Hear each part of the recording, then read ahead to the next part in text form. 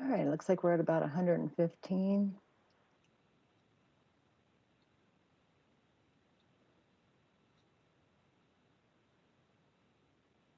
Thanks, Adrian. For folks in the chat box, if you want to go ahead and say good morning this morning to folks out there and let them know where you're coming in from, a couple new faces, and refresh everybody on who we have in the room.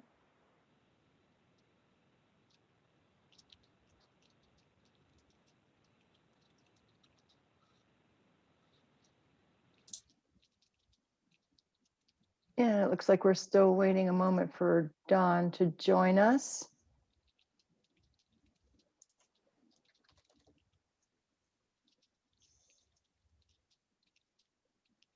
And if folks want to all come on camera, you're welcome to as we get started this morning, just to see who all is in the room.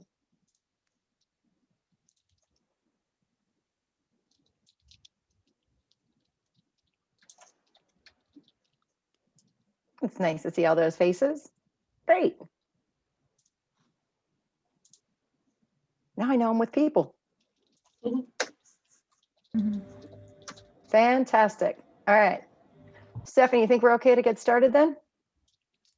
Let's see. I'll just start framing things up a little bit, and then as Dawn drops in, we can get started with our invocation for today. So Dawn will be with us in just a minute to provide the invocation for today.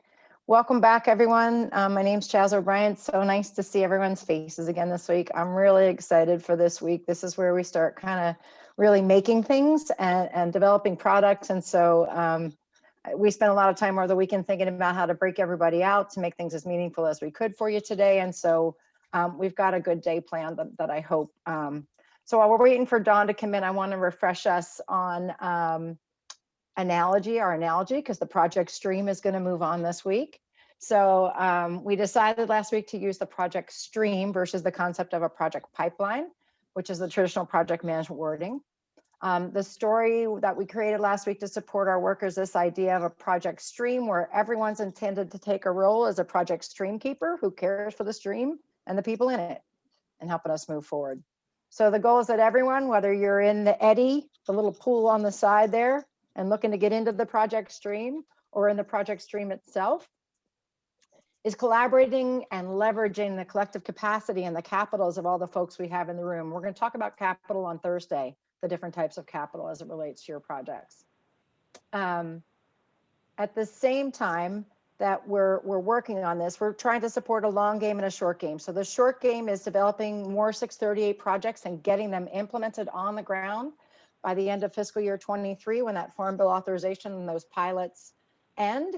And that the long game support of it is also about how these pilot projects will build the case for reauthorization, and also the long game program definition, how that's developed in a shared stewardship ownership context to reach the levels of stewardship that are sought. So for check-in today, what we're going to have you do is please change the end of your name to either the forest you work on, the tribe you are affiliated with, or the NGO you are with, or group you're with if it's not represented by a tribe or a forest. And if you're a facilitator, if you could please add facilitator to the end of your name. So if you look up there on the top right, you'll see those 3 dots, the things everybody's getting used to dots in their life these days. So go up there and right click on that, and then you'll see rename, and you can add to the end of your name. I'll do mine right now so that you can see. I'll put Chaz for everybody, my nickname, and then I'll put facilitator.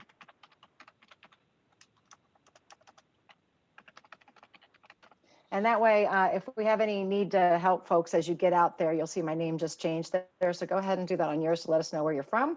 As we move folks around today, that'll also help us, help Alyssa move you more quickly into some of those locations that we're trying to move you into. Continuing to move on today, I'm going to keep going with our introductions until we have Dawn in the room. So this week is that formal transition to self-facilitating groups in the project stream to develop draft TFPA, 638, and project proposals. And we know from last week that the TFPA is a form, and there's a template for that to fill out. We know the 638 is a form, again, that's to fill out. And then there's the project plan, and we offered a template there to help folks kind of take a look at it. Now, what we're trying to do today in terms of moving to self-facilitating, Some of you may be familiar with the concept of the 4 stages in team development. There's forming, storming, norming, and performing. Those levels of kind of how you move up and functioning as a team. So given that some of these working, relationships are new, these partnerships and collaborations are new, kind of thinking about where you are. So the challenge to you this week as individuals is thinking about where you are and what you need to talk about. One hint is those collaboration resources are really important, how you work out there to hit that performing level. The challenge to you as design teams this week is the same, figuring out where you are in the project stream and what your needs are from this large group of subject matter experts that we have in the room to help. They're not going to be as easily accessible after Thursday, so we really want to take advantage of folks' times to serve your needs. So we're going to use a couple polls today to lock in where we're at and what's going on. In the old world, we'd say choose with your feet. In our new virtual world, we'll say choose with your click on these today.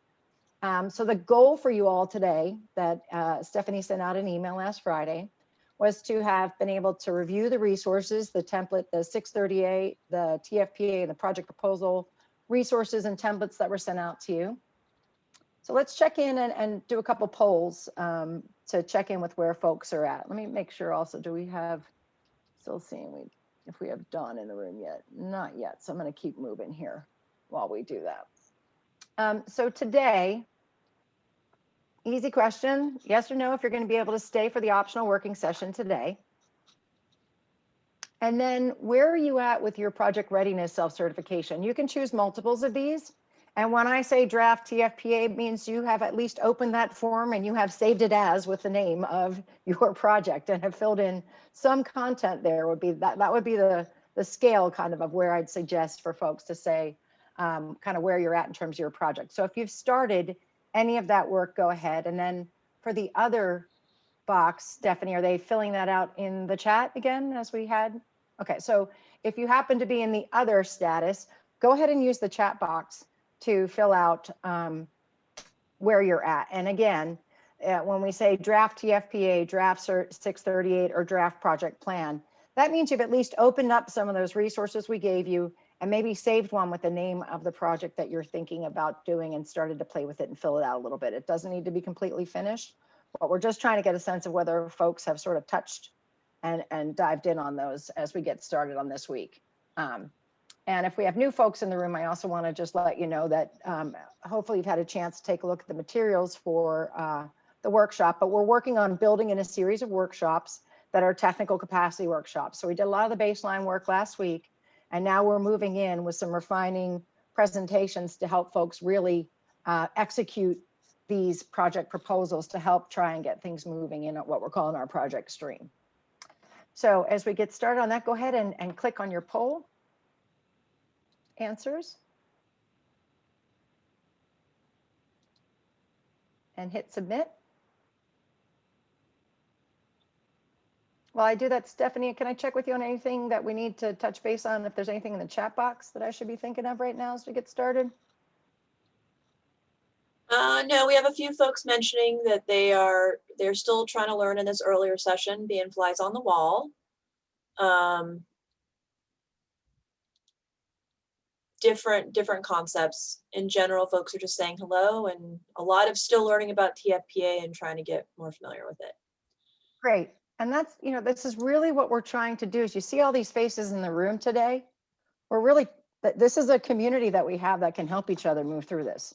If we don't have, if there's these different types of capital, so our human capital, our social capital, our cultural capital, all these things that we're bringing to the table are the things that we can really move on this week to help get some of those proposals in place. So let's go ahead and take a look at the poll results.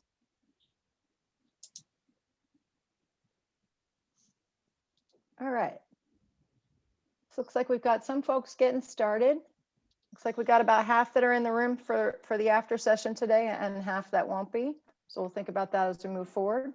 And then in terms of other, Stephanie, what are we catching in the chat box there? Anything on other that I should pay attention to before I move over to Dawn? No, we're good. It looks like some of the folks that mentioned the other really are going to enjoy some of our side breakouts to just get more familiar. Great. And moving with the concept of the sort of the project stream and the eddies on the side, there's also going to be different ways to learn today. So you can, if you're someone who's actively developing your project plan, we'll have that support for you.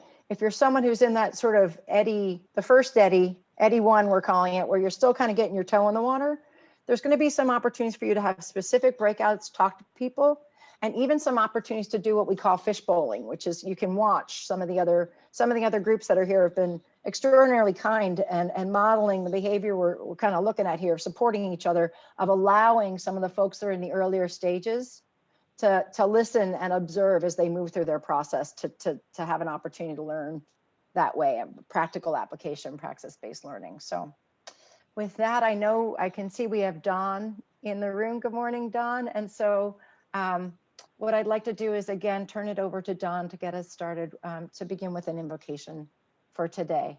Dawn, good morning. Good morning. My computer kind of blanked out this morning, but I got it back. Besides myself being blank too with the computer, but the opening here this morning is the Nez Perce language, which is my grandmother's language, although I'm enrolled with Umatilla through my father's family and my mother's Coeur d'Alene. Tatsmewi, good morning. Kachiao. Thank you for giving this third day of 4 sessions to share ideas and knowledge. Thanks and appreciation for all the work people have put in preparing this workshop. Purpose of our tribal blessings and thoughts is to provide another transition point for our minds and hearts to reflect and step into a new day and grow together with a new community. This blessing and transition is to provide hope for mending our fractured forest range, grasslands, and people with connecting Western science and traditional knowledges from thousands of years of symbiotic relationships and languages. Today, our new journey starts and returns with the caretakers listening and continuing work in the sessions. We hope the advice can create a story arc with an emotional beat to inspire the caretakers that are needed to mend our dynamic communities. We have a wonderful opportunity to return on our journey as a caretaker, and in the end of our next 2 sessions, we can return to our communities and share our new gifts of knowledge and create a better society. Kachiaya, thank you for giving us this day together. Thank you, Don. And a couple of notes as we move through. I just really appreciate that setting. I like the emotional beat. That really resonated with me today, that idea.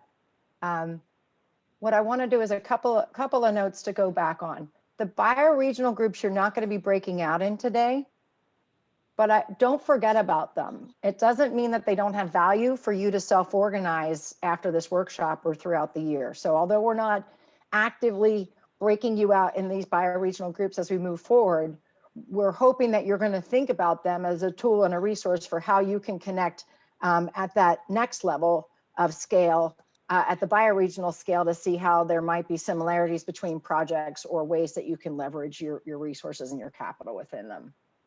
So the other thing as we move into today, I want to emphasize that the bulk of the work is in the project plan. The TFPA and the 638s are forms. There's the relationship and the agreements and the collaboration that goes around those agreements. That's a big piece. But in reality, they're actually forms for us to kind of take a look at and fill out. So my hope is that folks can knock those out in sort of a drafty form and focus in on your collaborative capacity and your project plans this week, wherever you need to kind of take a look. So for your project plans, my advice is to play with it today and keep shaping it Wednesday, and then bring it in Thursday to try and kind of get it a little more landed. So as we get started today, I also want to open with a commitment, because that's really important to collaboration in our process. So I want to open the day with the offer of my time for support to anybody on the project plan templates, from the project management perspective or strategy on project management. And I'll put my email and my phone number in the chat for folks between 8:30 and 5 Pacific, please. I won't quite be as energized at 5:30 if you call me on East time. So Pacific from 8:30 to 5, I'll be available for anyone who's looking for a little bit of help with that project plan before we come back in. on Thursday. So the first thing we're going to do today is get into NEPA considerations and case studies. Again, in terms of process, if you have questions or technical difficulties, again, folks, just, where the raise your hand button is from the last time, that resource is in your handouts, or use the chat and let us know that if you have any issues. Please light up and load up that chat box and do the great work like you were doing last week and kind of bounce back and forth from each other, offer support, use it to your advantage. It's another tool in your toolbox for today. So with that, we're going to move over for the next 30 minutes into the NEPA considerations and some case studies. The purpose of the NEPA presentation, Latasha Light's going to give us a presentation with Ecosystem Management Services at the USDA Forest Service. She's going to give us an overview of the NEPA landscape as it relates to agency requirements for TFPA 638 projects. And she's going to talk about the CE category as optimal in project design due to its effects on the overall project time, cost, and schedule. And some of these projects we're looking to get completed within 2 years and in the ground.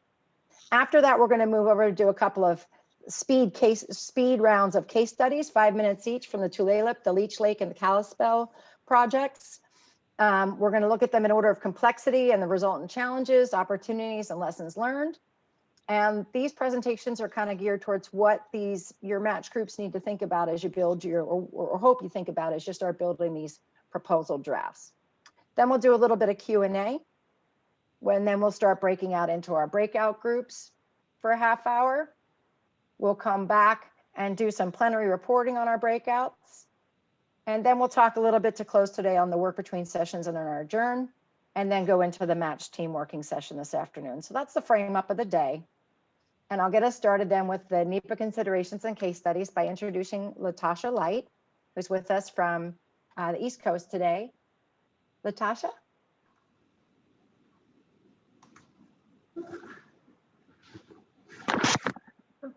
Hello, thank you.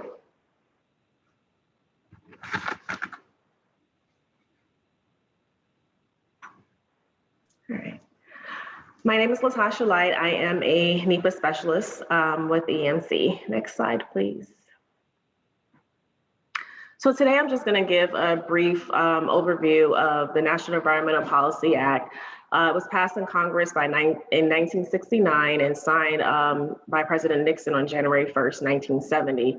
This is a policy, not so much a protection act. Section 101 talks about, with the policy, being able to make sure that you're using all means and measures to create and maintain conditions under which man and nature can exist. And then Section 102 discusses procedures, basically applying the policy to your proposals to make sure that you are considering any significant environmental consequences, and also being transparent and involving the public into the decisions that are being made. There are 3 levels of analysis under the National Environmental Policy Act. We have categorical exclusions, environmental assessments, and the environmental impact statement. Basically, we would use a CE if you determine that there are no significant impacts to the environment. If you think there may be, you would then escalate to do an environmental assessment. And if you believe that there may be significant impacts, or you know that they are for sure, then you will conduct an environmental impact statement, prepare that document. Next slide, please. So basically, I'm going to focus here a little bit more on the CEs, as Chaz mentioned. Essentially, usually the agencies know that there may be certain activities that they're constantly doing that will, exclude them from having to prepare an EIS or an EA. So there are lists of different CE categories that can be used, and you can find those in the Forest Service handbook, and that's where that link is at the bottom. Also, there are templates that can help you go through the process. So depending on if you're working with a forest, they may have their own version of the template. So I would suggest working with that particular forest, the forest supervisor or district ranger, and figuring out what templates are available for you to use. Next slide, please. So last week, when there was a poll taking about the different types of projects that were being thought of, most of these projects here would probably fit easily into a CE category.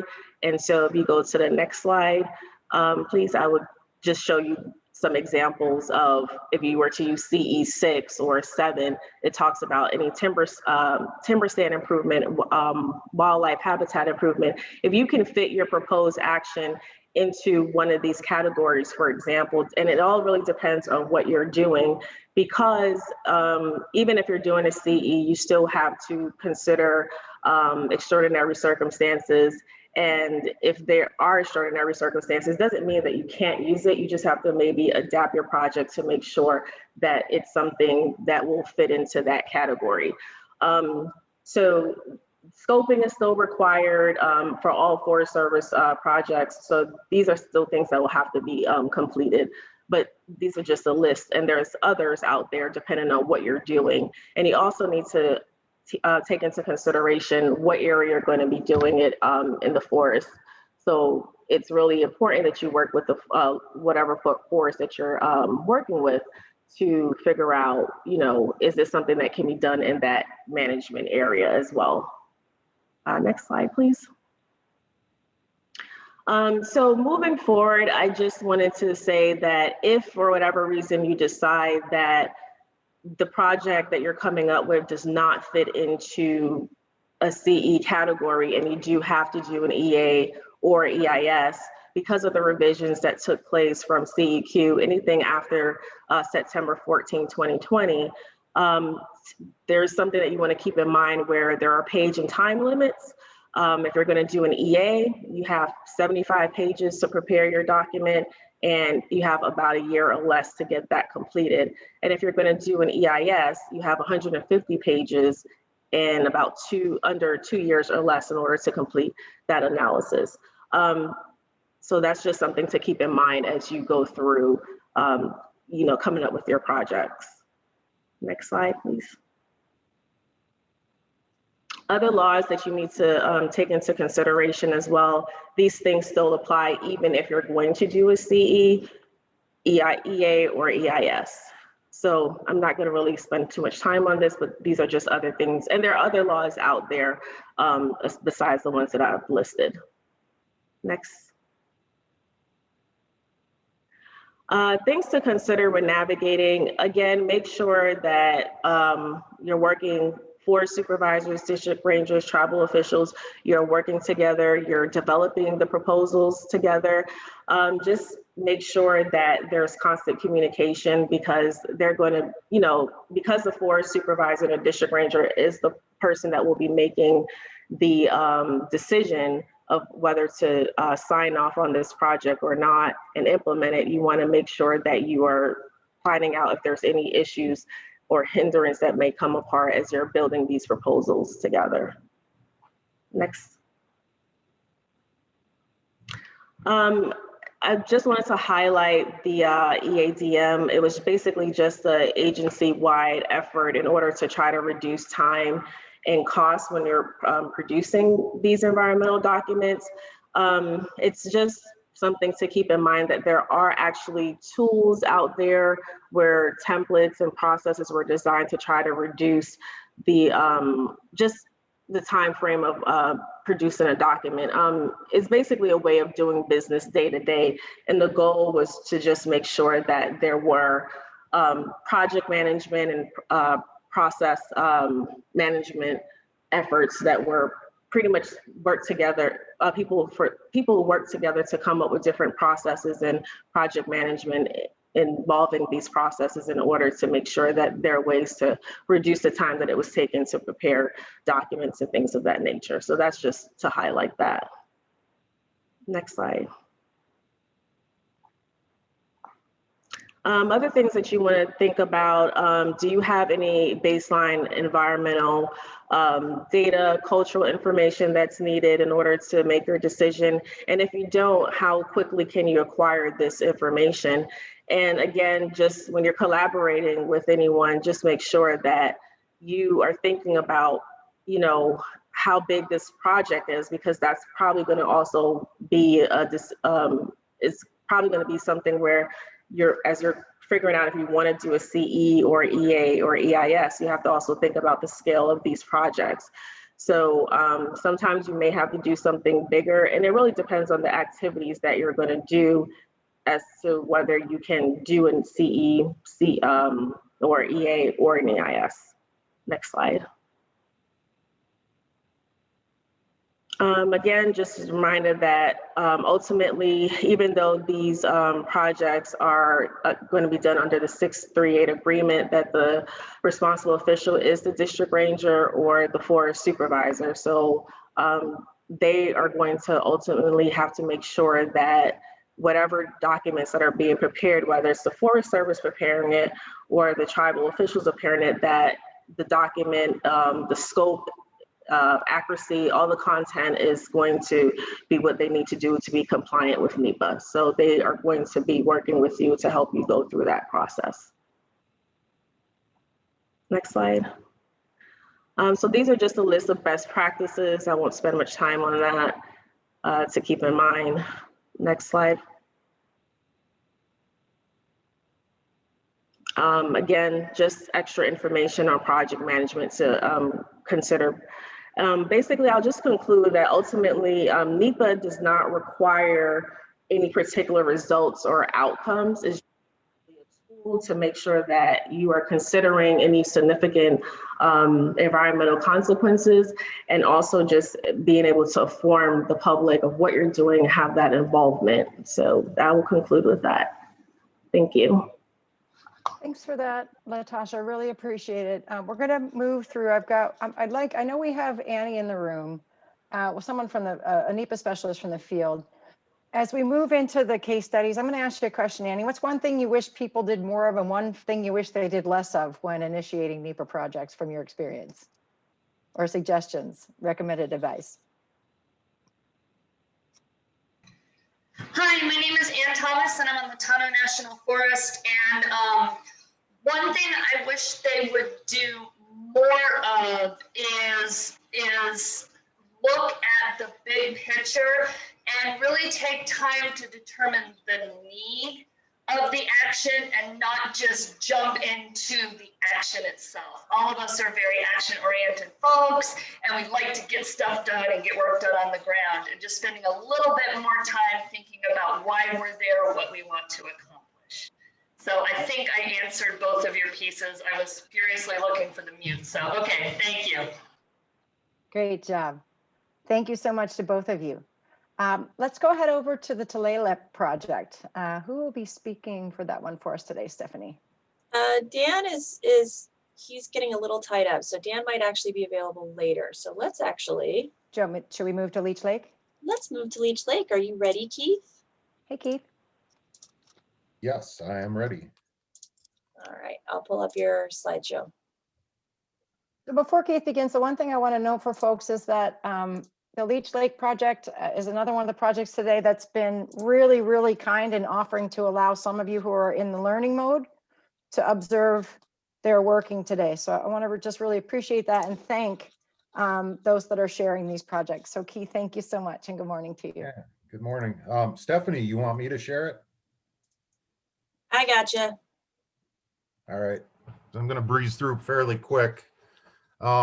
This project, we proposed this project in 2016 in September, and it was accepted in early 2017. It's our TFPA snowshoe hare project. And we did this to try to get away a little bit from, you know, this focus on forest management and realize that there are other intrinsic values, you know, that the Forest Service can be focusing on for tribal needs as well. Next, please. So the goal, I mean, we've been running into a lot of our snowshoe hare are living down in these cedar swamps, you know, where there's no action. And when they do what bunnies do, you know, and populations rise, they get out of the cedar swamps and they're not able to persist in there. There is no more ground cover for them. Next, please. And climate change has a potential here. I mean, point in fact, yesterday we had 60 degrees and today it's about 28 and snowing. So the snowshoe hare, they'll think it's going to be spring, they'll turn brown and then we'll get snow and they they obviously stick out on the landscape, and vice versa in the fall. It might get cold, they turn white, and then we don't have any snow. So they're easily picked off by predators if they don't have horizontal structure. Next, please. And why is it important? You know, I mean, for a number of reasons. You know, it was a food source for tribal members back in the day. But our biggest one that we're using is the fact that it's a keystone species. You know, we have limited numbers of wolves, of lynx, of whatever other kind of predator wildlife, and snowshoe hare will feed all of them. So if the snowshoe hare does good, in theory, everything else should do good as well. Next, please. You know, and this one, I mean, you can ask yourself if that's good hare habitat. Next. Yes, it is. And all right, that was it. And this is what we were talking about. I mean, they were finding snowshoe hare down in these cedar swamps, and then, you know, trying to find where there's hiding spots outside of those in the secondary habitat, and they're just not a lot around. Next, please. And then we got talking about the idea of connectivity. You know, if we have multiple areas of high quality habitat, what about having corridors, you know, that get formed, you know, if maybe they're in one of these, to kind of link them to others. Next, please. And this map, now this is brand new. This is where we're at on all this stuff here. We got our timber sales are set up, you know, on Forest Service land. We've done openings in there, gap openings. The red shape file, that's a red pine stand, and the green is white spruce. And if you look up at the top of the map there, you can see that's where they've been finding current snowshoe hare populations. And if you look down at the bottom, there's another cedar swamp down there. So the idea is to try to link the current ones down to where they haven't found any, and maybe we can start a new population down there. The purple shape files are tree drops, where we're not going to do any harvest. We're just going to drop a scattering of trees just to create more horizontal structure. And I have on here, I mean, the 638 agreement, it's a thing I wrestle with. You know, where we were at today is 2021. It's been coming on 5 years now, and this is where we're at, where we've finally got it all set up on 104 acres. And that, to me, that feels like it's taking too long, you know. So I worry, if we do 638, is it going to further mire it down, or is it going to speed it up, you know, expedite it a little bit? That is my big question. Next, please.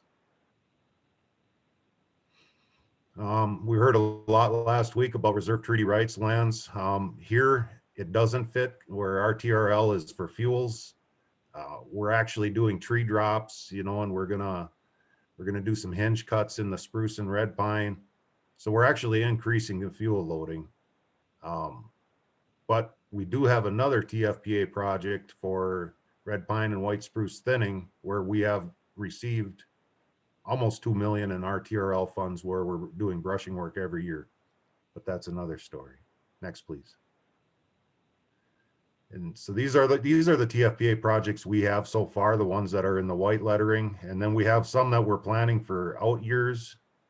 And the whole thing is just trying to kind of form this forest management soup, you know, so we can, you know, start blending it all together. And I mean, that's really what forest management is, you know. I mean, everything has to mesh. Next, please. And then I always like to share this one. Ben Benoit, he's on here today as well. He's our environmental director. He's told people, I mean, when they come to the Chippewa National Forest, to the supervisor's office to work, they're driving to work. Ben says he never leaves home. I mean, he wakes up, leaves his house, and he's still home when he gets to work, you know, because it's all their homeland, you know. So I think people forget that. And I think it's important to keep reminding people of that. That's all I got. Thank you. Thanks so much, Keith. Let me ask you a question. Sure. What was the most surprising thing you learned working together so far on these projects with the service? Let's see. it's refreshing, when I always tell people that when you get in a room and the boss is in there, you got to be nice to the boss, and maybe you don't want to help out so much, you're not too keen on the partnership thing. And we run into that. I think everybody runs into it some, but it's refreshing when you run in there, and just like we can tell people who really don't want to work with us, we can see people that really do. And I mean, that just, it feels like a wall coming down when somebody finally, hey, all right, I'm getting what you're saying, so that's my favorite thing. Thanks, Keith. I love that feeling.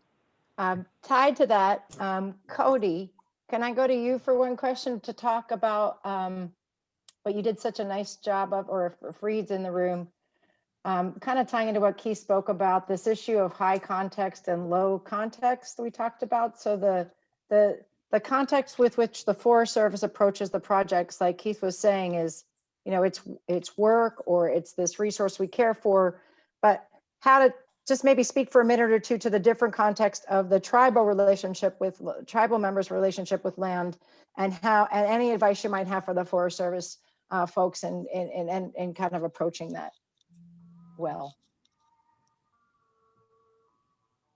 Not seeing Reed on, so I will go first. So a lot of the objectives we try to accomplish in our collaboration with the Forest Service and our TFPA proposals is to try to incorporate those tribal objectives into their management.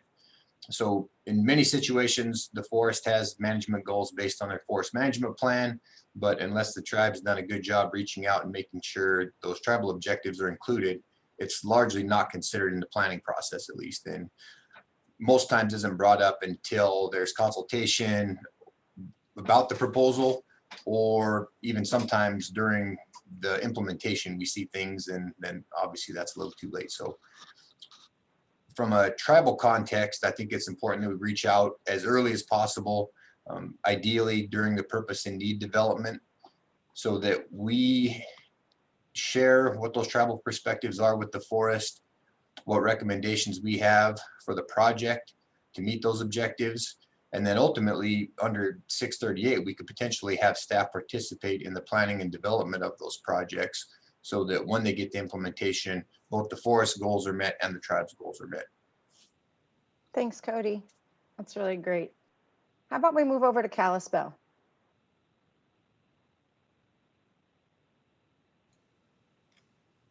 Hi, Ray. Everybody. Good morning. Good morning.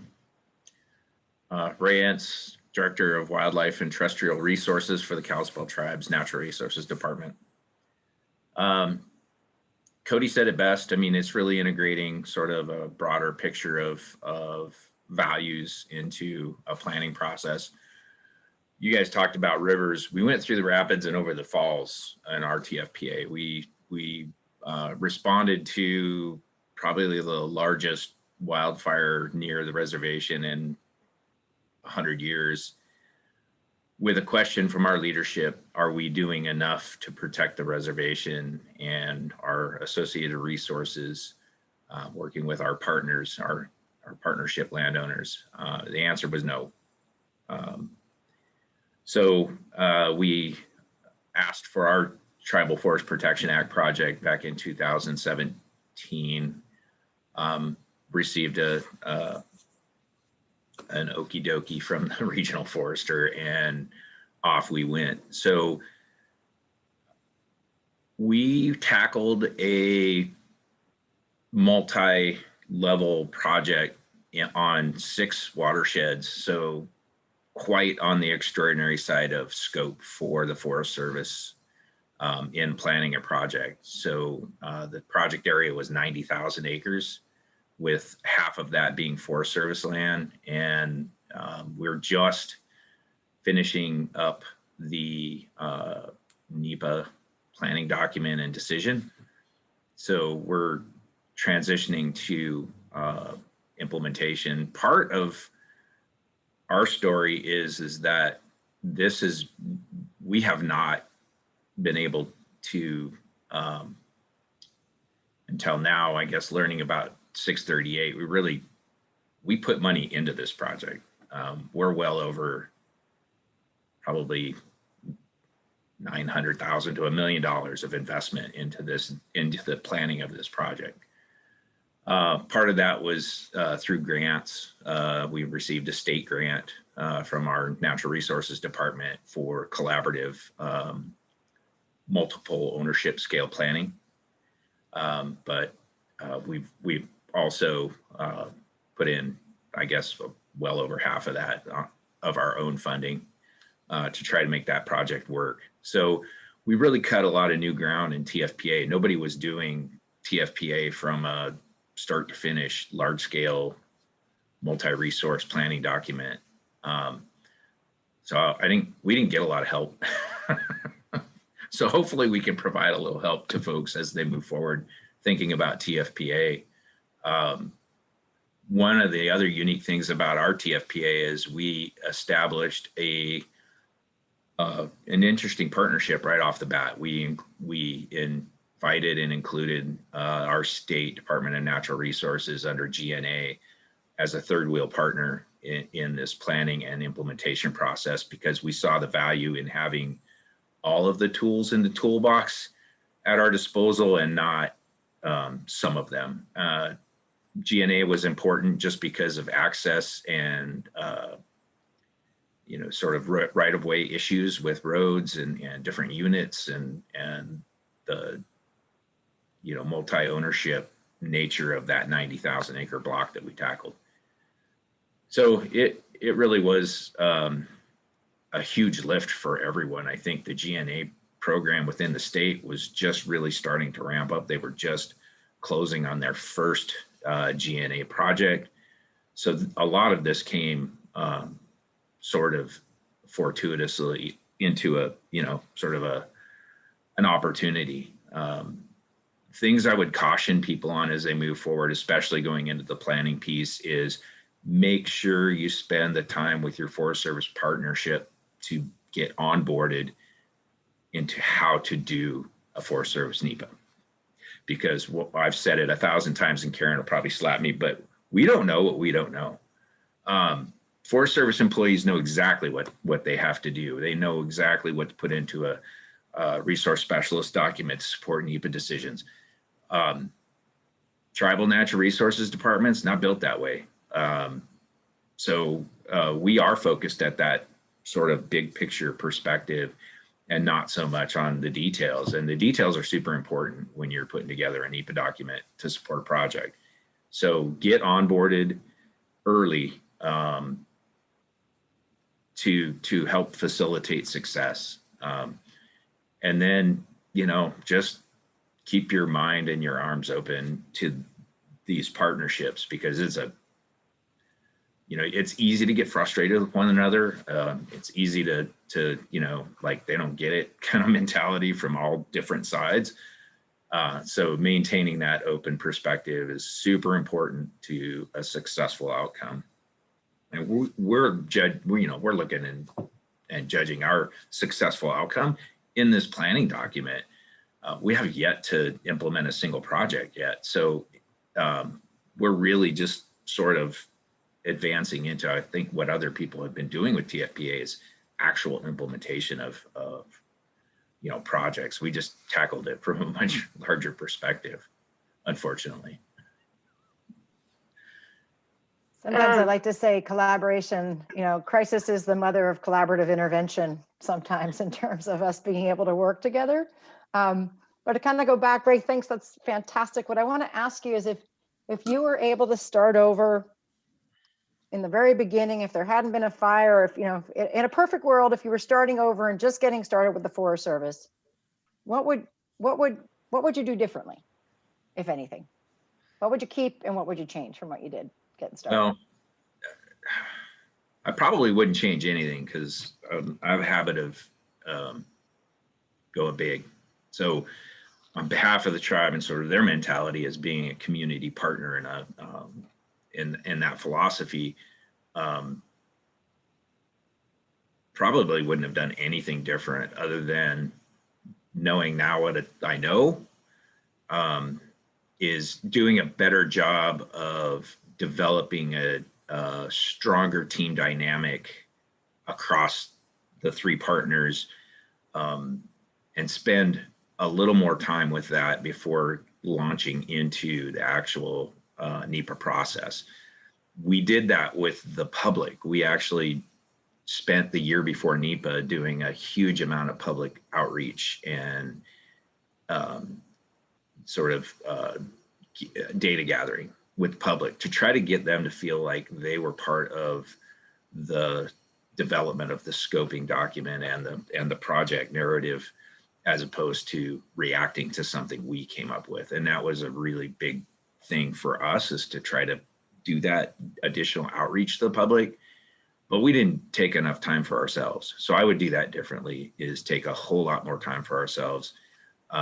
We had the fortunate dichotomy of actually having two different district rangers during this NEPA process. And Karen came in about halfway, and both had very different perspectives and very different philosophies in going through this project. Both were super valuable, and I was extremely fortunate to be able to work with both. Thanks so much for that, Ray. I actually have, if I think back on my Forest Service career, one thing is that I've been all over the world, and I still say often that the Forest Service is still the most foreign country I've ever been to in terms of our languages and processes and, NEPA, all these other things. It's a really complicated world. So I really appreciate you saying that, Ray. Another thing is that one of my favorite memories of my time with the Forest Service was when tribal partners came to Vallejo and prepared salmon out on the yard for folks in the regional office, and just had a meal with everybody and talked about culture and values and the difference between how a salmon might be seen as a species in ecology and the different values that it had to the tribal members that were with us. So, going out and talking about the project in context, how do you see what the purpose and need for the project is different for both groups. And so maybe, like Ann was saying, to focus in a little bit there might be helpful. Dan, do we have you in the room? I'll let you know when Dan comes in. I know he's coming in, but Karen had her hand up. Yeah, go one ahead, of Karen. Ray's partners. Let's take a question or two while we. Yeah, I just wanted to add on to what Ray was saying. I think a critical thing was in the beginning to do a NEPA training, because we had DNR partners and tribal partners, and they were on the ID team as the lead, such as a silviculturist, aquatic specialist, that they really needed a detailed NEPA training to gather an understanding of what was necessary under an analysis. And they really needed some leader's intent, really, as to what the leader needed to make a decision. I think that would have been pretty helpful, I agree, during the robust public involvement process. I think because of that, it created a lot of struggles throughout the process, but that's where we were able to grow together and learn together and interact. Another tool we used is a challenge cost share agreement. So one thing I would say is to get started on those types of things early, because they can be cumbersome as well. The tribe and the state were ready to drop some money and get some surveys done and go. And because of our processes, we had to go through that. And some things got delayed. We're able to work it out. So we used BPA contracting. We used all the tools that we have, except I would say the 638, to be able to fund this process and planning process getting towards implementation. From the Forest Service side, I would say trust the partners. Let them do the work as the lead. Like the silviculturist from the tribe is excellent, and trust that they do good work. But if there's needs that we have from the agency side that are specific, we need to voice that, because they don't know. Great point. So what I want to do is ask Ann, I'm loving what I see in the chat box here. We're going to talk more about capital on Thursday. So just know that we're going to reserve some time to talk about what sorts of different capital we all bring to the room and talk about that a bit more on Thursday. Ann, I wanted to go back to you for about just 2 or 3 minutes to just talk about, just frame up the example of the CE category and how that works. And again, we're not telling folks to avoid the other NEPA, but as you can see, the more complex your project, the more complex your NEPA, the more time, the more cost, the more risk, the more everything. And so there's that issue of learning how to work together and the process and the collaboration. And so my best recommendation to folks is start where you can win, focus on your relationships, and then the other stuff will come with time in terms of complexity. There may be situations where, like with a fire, you don't have that luxury. But again, let me just go over to Ann and have her frame this, kind of talk about how you can do larger acreage with a CE also. Thanks, Ann. Hi there. So we were very fortunate, and I heard somebody else talk about, we look at projects differently in the Forest Service than other agencies. And what was really nice, and hopefully it's showing the project map, you'll see that we are directly adjacent. And what was really neat is that the fuels folks from both the San Carlos tribe and the district started talking about how to restore and protect this landscape, this large scale watershed that is on both of us. And so it really was a grassroots, starting with the resource specialists that kind of knew. So they were able to build that language that they kind of brought to the rest of us. So as I had indicated, this is a very large scale project. So when I say large scale, we're looking at about 115,000 acres. And that complements 125,000 acres that the San Carlos were working on their side in the subbasins. And so it was really important for us to work with them so that their work didn't go, their work wasn't for naught, and that our work wasn't for naught. So once we had our fuels folks really talking, then we started talking to the tribe, the tribal elders, and our counterparts with the tribe. And we had many, many meetings at on tribal land where we talked about this. And the beautiful part of this project is what really drove it was the Elders Council developed a tribal Apache resource policy statement. And so we really focused in on what their needs were, what their goals for the landscape were. And all activities must ensure the long-term health of the natural world, especially emphasizing the prime importance of water out here in the Southwest. And it was really important that that was the driving force, and we kind of found ways to match our pieces up with their desires, because we did this under the Tribal Forest Protection Act with the approval from the regional foresters. So, and I know we're kind of getting hung up on the level of analysis, but we didn't even go into it thinking that at all. We really spent time talking about what was going to meet the tribe's needs, what could we do for them to ensure the resilience and the quality of the resource. So we ended up using a category for timber stand and wildlife habitat improvement. And so on such a large scale, we're looking at a project that is really based on the conditions on the landscape, and it's probably a 10-year project. And we changed rangers, so that's why we haven't signed it yet. Everything is ready to go. We have a new ranger, so we've got to bring them up to speed. But we're hoping that we can get this signed and moving very quickly. Thank you. Thanks so much, Ann. That's a really great example. And to reflect on, Ann touches into the concept of the long game and developing this relationship over time. I want to touch back on the short game also, is that one of the reasons why in designing this was focused on tribal interest in seeing projects implemented on the ground. It's also tied this workshop to the fact that there was a 10 pilot authorization for TFPA 638 projects in the 2018 Farm Bill. And as yet, I think there's 3 or 4 that are in progress.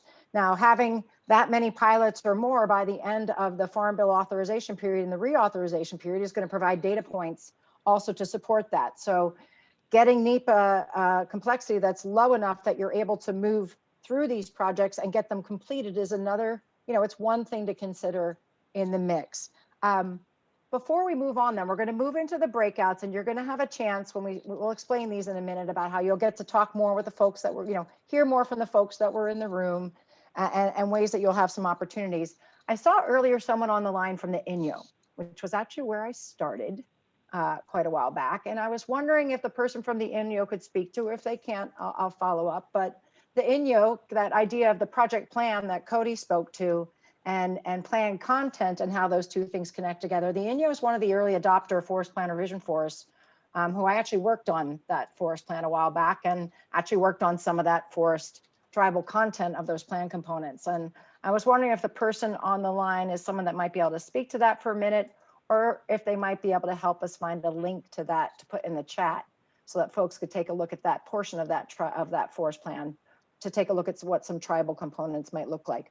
Who was the person that I saw from the Inyo earlier? I saw somebody online from the Inyo. There you are, Jacqueline. Hi, this is Jackie Vital. I'm the Forest Heritage Program Manager and the Tribal Liaison. Nathan Sill, our rec staff officer was, or our natural resource staff officer was also on, but we've had a fire just break out on the Benton Indian Reservation. So he had to jump off and go make some phone calls. I was here when we put together the forest plan. And so I was very involved in writing and crafting the heritage and the tribal pieces of that document. I don't have them right up in my fingertips right now, but I could certainly find the forest plan link and post it if people want to look at it. I guess I would say that one of the best ways to find stuff is there's a section that's kind of on the tribal relations and goals and projects. We included some elements of doing restoration projects in partnership with tribes as a desired component of the forest plan. And all of the things are not in one section of the document. So if you do a search on tribal, you'll find stuff scattered throughout all different sections of the document where we talk about collaborating with tribes to enhance resources and the health of the forest going into the future. So. Thanks, Jacqueline. That link would be great. It's a good example. I'm also seeing stuff light up in the box. The Santa Fe staff are on, National Forest staff are on. They can talk about a 638 fencing project from last September if folks are interested. I am going to, for now, keep moving us because we're going to get into our breakout groups to start working there and to make up a little time earlier today. Stephanie, yep. Dan is on and he's ready to give a little bit of an example of taking this to 638 in just 1 or 2 minutes. Timing always works out exactly that way. Transition. So Dan is going to come in and finish us off talking about the Tulalip project. And I think I love this one because I love beavers anyway, but here we go, Dan. Hi, so I'm Dan Kipperwasser. I'm a shared stewardship coordinator on the Mount Baker Snoqualmie. And so the real brief, because I get a sense that we've got a small window of time. So the short version of this is that the Tulalip tribes have been partnering with the Mount Baker Snoqualmie for a number of years, and leading up to the 638, there was quite a lot of work done between the point of contact from the Tulalip tribes and our forest point of contact, which was one of our district rangers. And so with a lot of discussion, a lot of negotiation about sharing what are the priorities of the tribes, what are their concerns and what are their interests, and discussing how it is that the forest can support that work, they came up with a plan to submit a Tribal Forest Protection Act proposal to the regional forester. And what that revolved around was the relocation of beavers into a target watershed that is within the historic area where the Tulalip were within the forest, and areas where they wanted to see improvements to watershed function. And the key features of having the beavers relocated in there is that beavers function as basically ecosystem engineers. They go out there and they modify those water systems. They create the dams that slow down the water, which improve the quality of fish habitat, which of course is really important in this area for salmon and salmon breeding. It also can create deeper waters where you have better temperature regulation. And there's a whole host of benefits that are created when beavers, which were extirpated from the area, so they were gone from that area. When they're brought back in and they start doing their beaver business, they really make some significant improvements to watershed quality and watershed function. And so that is something that the tribe wanted to see get done, and they wanted to have an active role in making that happen.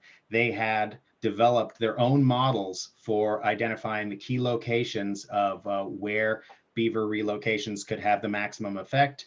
And so they came to the forest with this plan. And so we basically went through the process of identifying what would it take. Do we have the resources to support it? They identified what their costs would be to support a couple of seasonals over the course of 3 years, and the supplies that they would need to get beavers from other watersheds that were identified as nuisance beavers, and then take them and move them into places where they can be a benefit. And so that was the proposal that was brought to the forest supervisor. And the forest supervisor, the process that we go through with TFPA is that the forest supervisor takes a look to see whether or not we're okay on the NEPA side, or if there's any other things that we need to pay attention to. Do we have the resources to support it? She found that we had the NEPA, or we didn't have any NEPA concerns, and we were working on getting the funding to help cover that cost. Recommended it to the regional forester, saying that we think this will work. Regional forester came back and said, yes, I agree. And so then the proposal was approved, and then it was right around then that we were trying to kick off a first example of the 638 pilot authority. And so this one fit very well. And so with the Tulalip at the table, along with all the other folks who were on the team working on 638 and developing the documentation and all the work, we sat down and we basically crafted that first 638 agreement and made sure that it was going to work for everybody, and that we all understood what the mechanisms were that that would make this work out well and have it fit nicely. So I don't know, there we go. That was my real fast version of it. I could add more detail or stop right there. That's great, Dan. I'm going to ask you another question. I'm also going to ask you, I want to highlight if we have the link to the video. Do we have a link that we can drop on the video to folks by chance today, maybe, or by Thursday? I'll The other make thing sure is- it's in the OneDrive. This project has a video, and videos are powerful messaging mediums, especially if you're looking for money and things like that in the future. And so want to highlight that as a really great example that this project did that sort of shows visually what's happening there. I'm also going to hold us for a few more minutes here because I'm feeling that this is really having a lot of benefit to folks. And so I'm going to play with this a little bit longer in our format because it feels like folks are, you know, if you want to put your thumb up, if you feel like a little bit more time here feels good to folks, that's the gut level sense I'm kind of getting right now, to spend a little bit more time here. So what I'd like to do with that then is go back to you and ask you, Dan, what do you wish they bottled and sold for implementing TFPA 638 projects? And the answer can't be money. My question for you today. For implementing this, you know, I think one of the advantages here is that it was really clean. The proposal was really clean and really straightforward, and there were not any concerns about NEPA and where that was in its process. So, you know, it's about the maturity of the proposal when it comes, and it makes such a big difference in terms of how quickly we can move on something. And also the lengthy collaboration that led up to it in the first place was really probably the highlight of this, is that nobody wants a TFPA proposal to come out of nowhere and then suddenly scramble to figure out what is this about and how can how can we make it work. This was really the natural outcome of a lot of discussion about the priorities that the tribe has. There was an MOU in place already that had annual meetings where we discussed all these things. And so really it was all the groundwork that laid out in this that made it wonderful. And really the sticking point in the end was just, do we have the resource, the money to pull together to make it work today? In fact, the proposal originally had two different pieces in it. And I think a credit to the longstanding collaboration with the forest and the tribes was that it originally had two different projects in one TFPA proposal. We were ready to move on one, but we didn't have the resources for the second one. And so we went back and said, could you provide another version of this that is just addressing this first part, and then we're going to table the second part. And so we did that, and we had the resources for that, and we could move it forward very quickly. And the other part is more like a phase 2 that we'll come to. And so, you know, I think it was wonderful just because of all the groundwork that the forest did and that the ranger did, and there were no surprises. It really just was executed very nicely. Thanks. I really appreciate that reflection on sort of, sometimes I joke and you'll hear me say often, with love in my heart and mission in mind, I've never seen anything that can turn colleagues and friends into enemies like NEPA at times. So it's just the complexity of NEPA and the intensity of it is just, it's not that the process is so complex. Sometimes I think that it's just, there's so much energy around NEPA, right? And so that's another reason why we were talking about if your project design can be tweaked a bit to meet into the categorical exclusion categories, then your path forward is going to be less complicated. It's going to be less expensive. It's going to take less time. And so maybe finding ways, if you start with the end in mind and work backwards from getting your project into the ground, sometimes that helps you think through the NEPA a little bit more.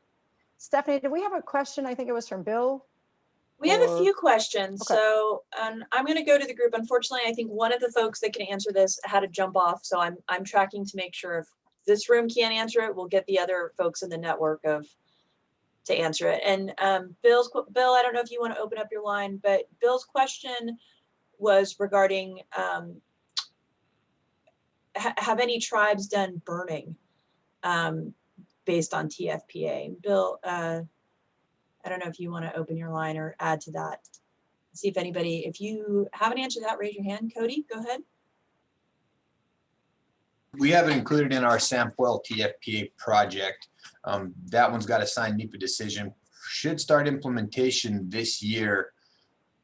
Since we meet the same 310-1 fire qualifications, shouldn't be an issue, but the funding might be a little fuzzy because we don't know exactly how we would pay BIA or tribal forestry staff to work on Forest Service ground without a 638 mechanism.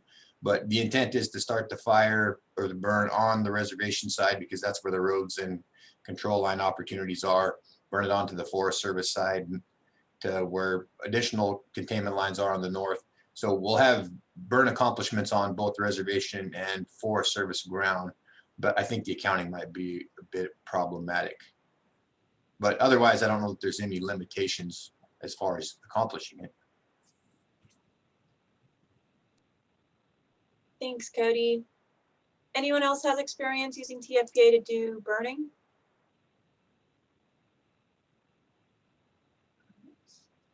And then we also had another question. I'm sorry, I can't remember who asked the question. I think it was Yolanda. Has anyone done a multi-tribe TFPA project? I know this was discussed at previous workshops. I don't recall whether those projects went through the TFPA proposal. There's nothing in the statute that says you can't do a multi-tribe TFPA proposal or project. I'm just wondering, has anybody had experience doing that?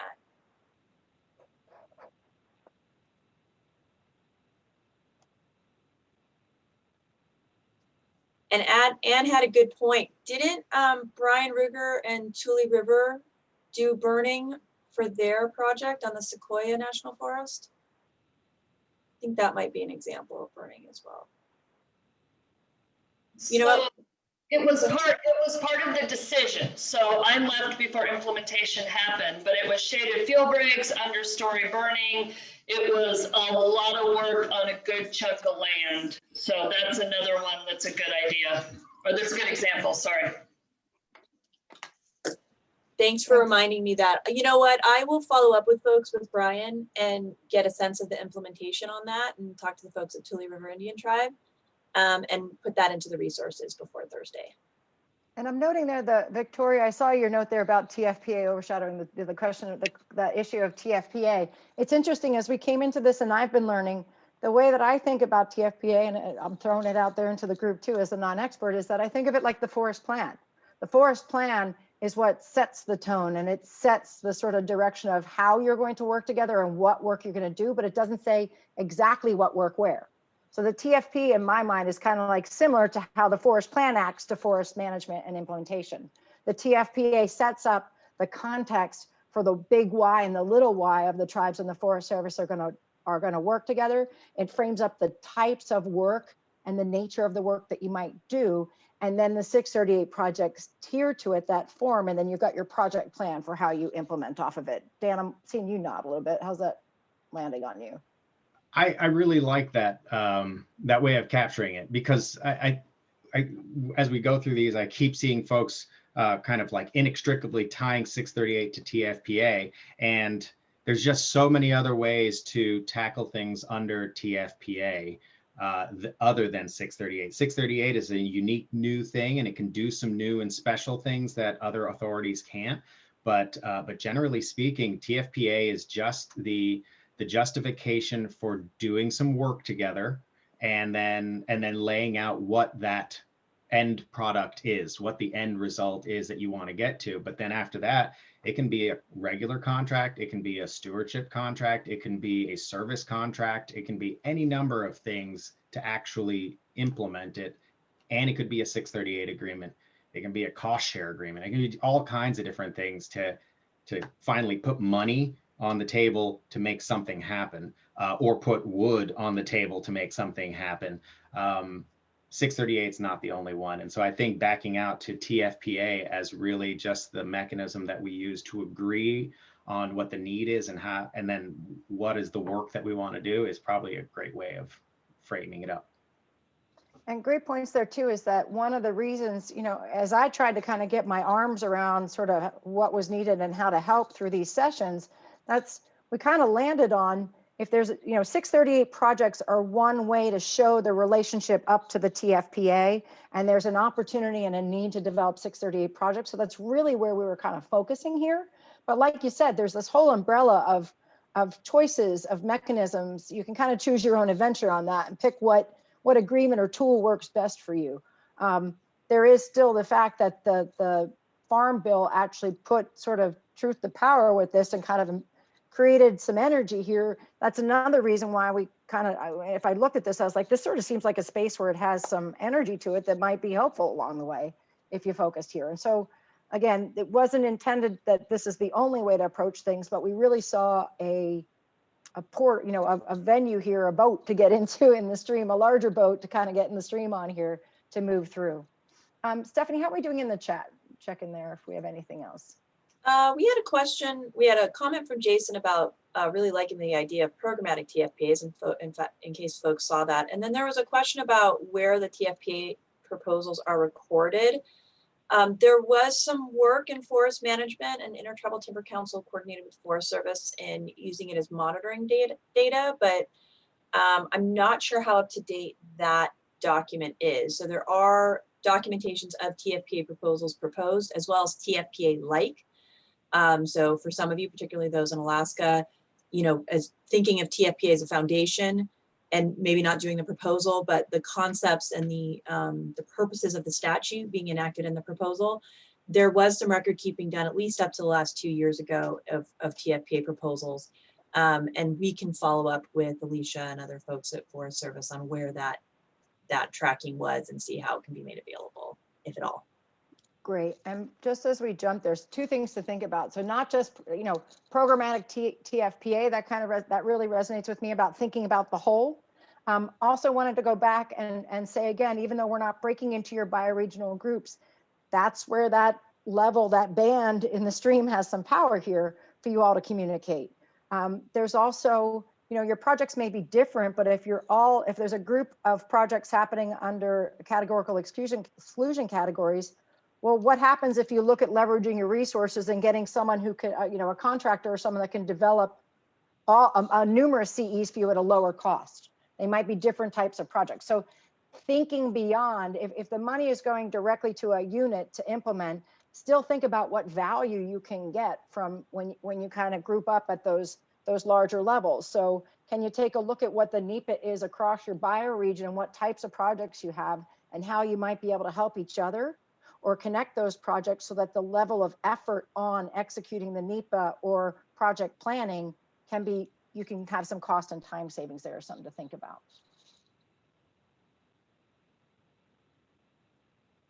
Any suggestions for who we go to from here, or if I pull us into taking a look at what some breakouts might look like? I'm going to encourage anybody to raise your hand if you had a comment or a question that we didn't get. I think we've covered all of them. We've got 2 coming in. More discussion. Are there any time limits on TFPAs? No. The only major time limit in the statute, and other Forest Service folks and tribes who've done it, the statute recommends that the approval for a TFPA is within 120 days of being submitted by the tribe. In terms of implementing a TFPA proposal, it's like it said, it's not the implementation tool. It's the foundation for having an agreement, a foundation for how to work together collaboratively in a way that puts tribal priorities level, or in some case above, Forest Service, National Forest priorities, right? Saying this is what the tribe is asking you to do to protect resources and to do restoration on Forest Service lands to protect tribal resources. So that's kind of the foundation of TFPA. So I think Ray put 20 years. I'm assuming that's a little tongue-in-cheek, Ray. I haven't heard a 20-year limit, but yes, you could see a TFPA sitting around for 20 years until folks move forward in the implementation. It's part of the reason we are focusing so much on that planning piece, that project planning piece, is to get us from getting a TFPA proposal, a concept, an idea, shared interests, to the point where you're actually implementing it. 638 would be a great tool, or just thinking through other tools, as Ray mentioned, that might be on the table, but really getting from the idea and the foundation of collaboration to a project on the ground. Thanks, Stephanie. So we've got about 40 minutes left today. And what I'd like to do is, and like I said, I'm kind of shifting us to kind of adapt to where I think our needs are along the way, or trying to best serve your needs. And again, so folks, if you have ideas, always come back in the room and let us know what might work best.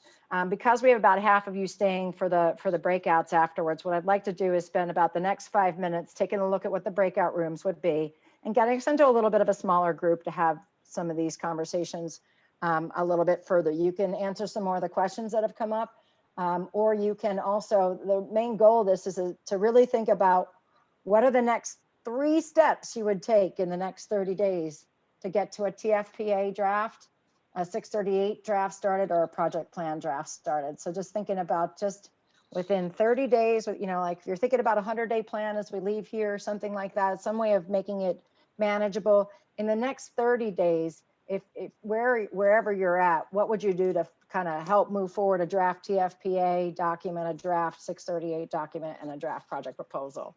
So can we bring up the choices for the breakout rooms, and I'll explain those a little bit. And we're going to keep tracking you this way for the next few days. So Stephanie, can you speak to this since you're a little more acronym savvy on what's going on here than I am right now? LLBO. So we're going to have a couple of breakout rooms, and then Eddie 1. So the 2 that I'll speak to are Eddie 1 and Eddie 2. So think of the Eddies in the stream. Eddie 1 is kind of just still getting started on developing the TFPA. Eddie 2 is you're sort of not quite in the stream, but you're almost there, about having a TFPA, exploring and developing one. Then we've got a series of breakouts. Alaska's going to break out with Alicia to talk specifically about some of the nuances about how TFPA and 638 might work in that unique situation. Then Stephanie, can you speak to the other group? Yeah, and I wanted to say, I was on mute. We put some acronyms in here just because when you put the breakouts in Zoom, you don't have a lot of space. So Leech Lake Band of Ojibwe and Chippewa National Forest, Karuk and California. We talked about Karuk maybe just sharing some of your experiences in developing collaborative projects with Forest Service, whether with TFPA or not. But there was some discussion of just generally California tribes sitting in and hearing some of those discussions. So more of a bioregional, but we do have Karuk identified there. We have Jemez Pueblo and Santo Domingo Pueblo along with Santa Fe National Forest. We have Coquille along with Rogue River, Cow Creek along with Umpqua, Confederated Salish and Kootenai tribes with Lolo National Forest, St. Salt Marie with Hiawatha National Forest, San Carlos Apache tribe with Tonto. We have the Alaska breakout we mentioned with Alicia, Yakima Nation and Okanagan, Eastern Band of Cherokee Indians and Nantahala. These are groups that we left in because we weren't sure if folks were coming back. So they might be empty, and that's okay. And we have Pueblo of Acoma and Cibola National Forest. And then we have the Eddies. You'll also notice we will have a few overflows And those are, if there's some partnerships that have kind of developed through our regional breakouts, or as folks are talking to each other that you'd like, you'd like some time more one-on-one or 5 to 2 or however the breakout is, you're welcome to use those rooms. Or you can chat with us and let us know, hey, we have a partnership, and just join into those rooms. Those are kind of there as optional rooms. Thinking if this was in person, we might have some spare rooms for folks to sit together. Those are what the overflow rooms are intended to be. Thanks, Stephanie. And since we had a little bit of a lag with some folks we had a little issues with some folks getting in the room this morning, et cetera. What I'm going to ask folks to do is, like we said, we're going to put it up here, choose with your click. And since we're really tight on time today, let's have you just go ahead. We'll have folks get into the rooms, choose which one you want to observe or participate. If you want to do a little fish bowling, grab one of those rooms. And if you need help, we'll help you move around for the sake of time. So Stephanie, can I go back to you to help us with how folks will choose the physical move, or are they set up already in our lower right options? We're going to do joining again. So the breakout rooms should be open at this point. Is everybody seeing those? Thumbs up, thumbs down? Okay. So as soon as you click on that blue link, you're going to join that room. And then if folks feel comfortable with others, Chaz mentioned fishbowl. If you're not used to that term, it basically means there's a few of you that are still kind of in the learning and listen mode. We have a few of the groups that said, come join and you can sit and watch us talk. I know Leech Lake, Band of Ojibwa and Chippewa National Forest welcomed others from the Great Lakes if they wanted to sit in and kind of just be in the atmosphere of collaboration in those rooms. We had some discussions of some of that happening with Karuk in California. And if anybody else from any of these other groups feel comfortable with folks joining in, or they would welcome others sitting in and just having more of a dialogue, just let us know in this room and we can invite others to be in the room. So if you're not sure where to go, just stay in this room. Or if you're having trouble getting into your room, we will move you over like we've done in the past, and we'll go from there.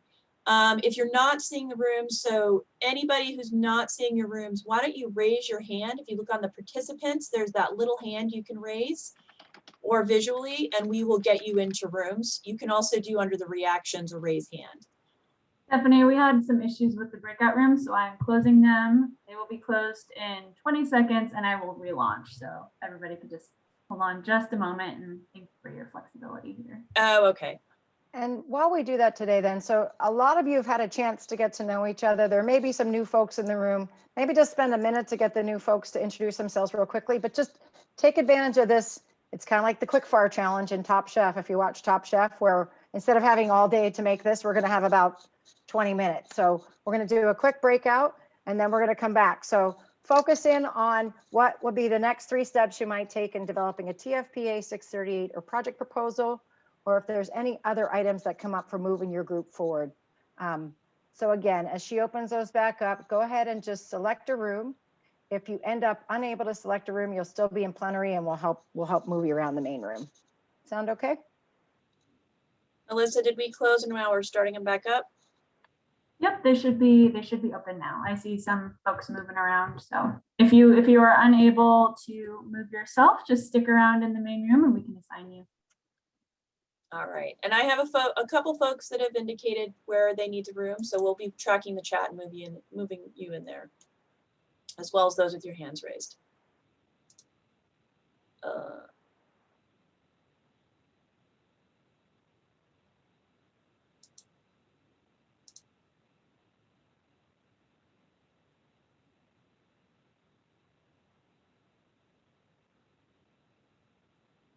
So I encourage everyone, if you see the breakout there, if you're not seeing it pop up, there is those blocks at the bottom. You should be able to click on that and then press join to the room you want to go in.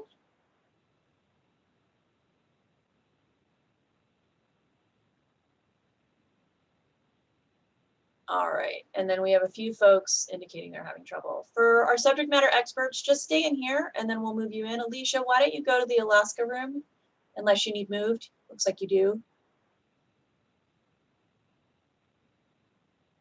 And we need to make sure we move Alicia with her voice. I think I'm synced. I'm synced now. Oh, awesome. Give it a go. Give it a go. But I have no options. I have no room. All right. Alyssa's getting y'all in there, so we're doing well. Just check in.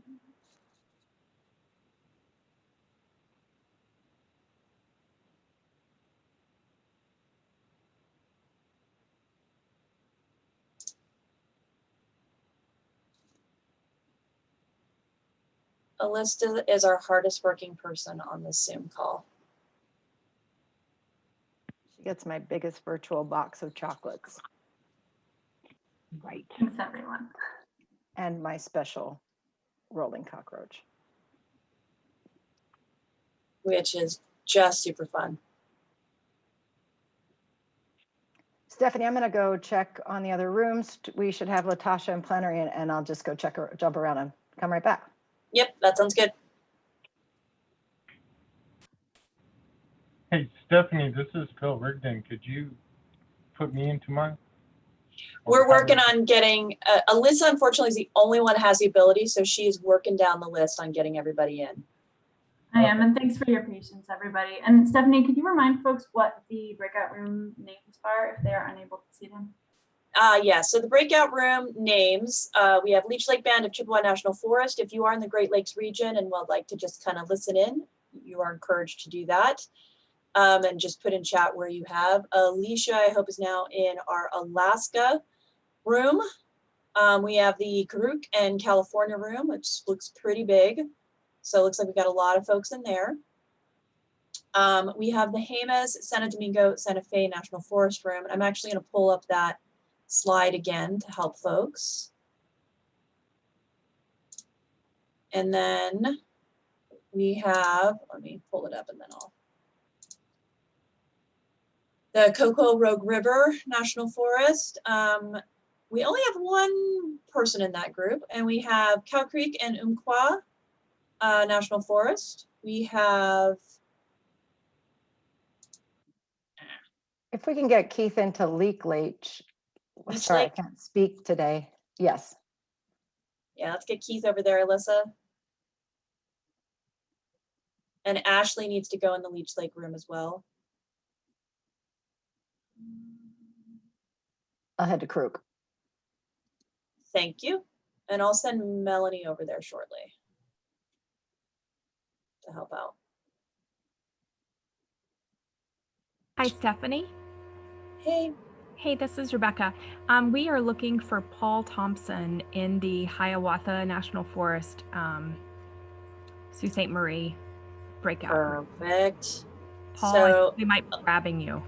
Yes, so, and I think that was desired. So Alyssa, can you move? It looks like you moved Paul, or you are moving Paul.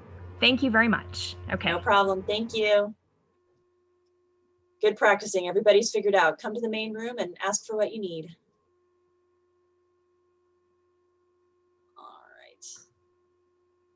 All right, Stephanie. Sorry, I was in another wormhole here. I can move Paul now. Can you remind me of where to go? Hiawatha. Wait. Sault Ste. Marie and Hiawatha, please. Thank you very much. Thank you. There we go. I remembered one of them. All right. And then Rebecca needs to go in. How are we doing with the CSKT? Do we have anybody in there? There's one person, but we can't really have just a discussion with just me and him because I don't know the, the area well. Is there any way that I could get someone to just maybe redirect the individual to the place where it would be most beneficial and informative for them? Is there anyone else from CSKT or Lolo that'd be interested in joining some other discussion groups? Yeah, when I spoke with him, he said there weren't really many people. We have 2 folks in that room, Rebecca. So oh, there's 2 now? Okay. Yeah, so maybe jump in there and see if that works. Okay.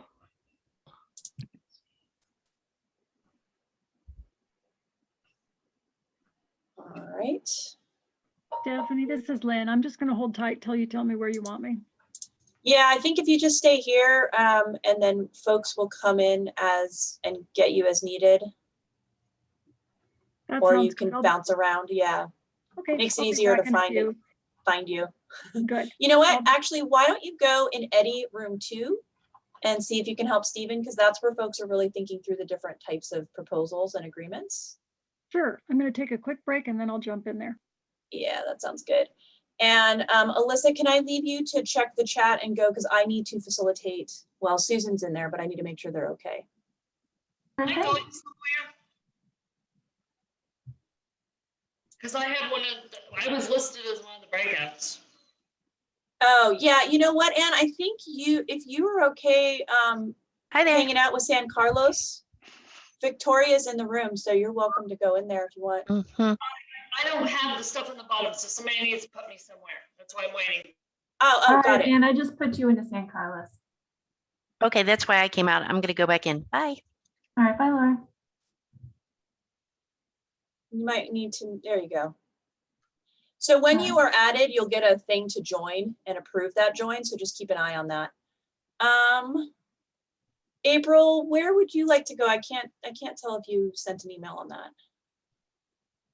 I'm not real sure if I fit in any of the, because I'm a tribal liaison for the South Central CASC climate tribes and climate change in Oklahoma, New Mexico, Texas, and Louisiana. And so for some of the other workshops, I was just sitting in for the Southeastern region. Yeah, why don't we put you in with the Eastern Band of Cherokee? I know it's a little bit farther over, but it's same traditional homelands of probably some of the nations that you work with. So that might be a good room for you to sit in on. Okay. Okay, and let's make sure we get John Ecological Restoration Institute in with San Carlos as well, because their room's kind of small. He should be over there. And we got Alex moved. Great. Rebecca's covered. And who was that going to Eastern Band of Cherokee? That was April Taylor. Thank you. I don't think we have Jeff Schramm anymore. Do we, the forest soup from the Chugach? It doesn't look like it. Okay. That was the only ask for the Alaska room. I'll keep moving around.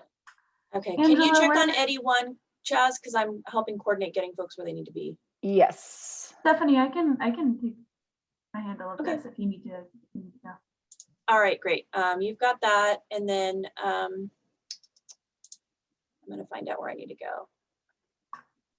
Angela, do you know which room you would like to go into? And folks, right now, I'll just go down the list and we can get everyone where they need to be.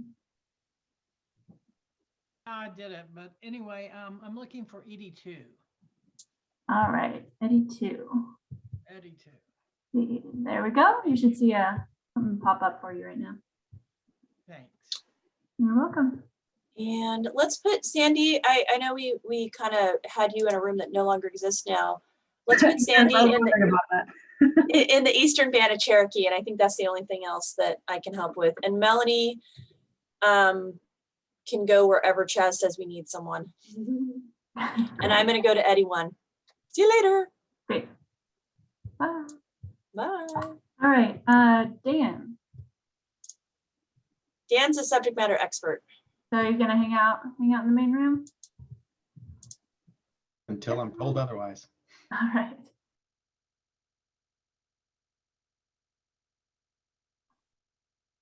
Cindy, I see you have your hand raised.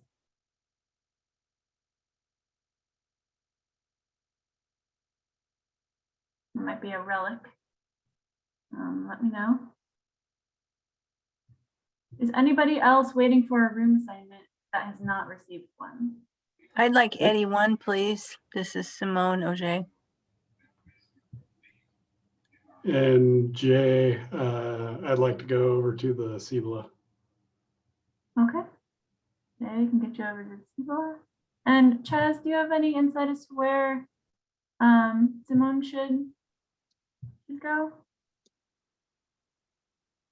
Simone, where are you coming today? I just dropped in the room. Sorry, I didn't hear that. Oh, I was thinking that Eddie 1, I'm just observing. I'm from Grand Ronde in Oregon. So, but I just here to listen and learn. Yeah, Eddie 1 sounds Alright, perfect then. Eddie And, 1? yep. And Latasha, we might want to send you over to Eddie 1 also to just do a quick check with them and then move to Eddie 2. Okay. And Alyssa and Chaz, I can go wherever's helpful or nowhere. Just let me know. Who's in Eddie 2 right now? We got Lynn in there. Let's see.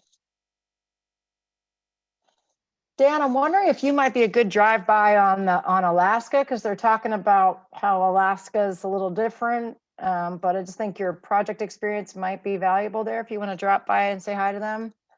Sure thing. And then Melanie, I haven't gone to San Carlos Apache Tonto yet to see how they're doing. Laura's in there with them, so let's see. This is Doreen. Can I go to San Carlos, please? Doreen.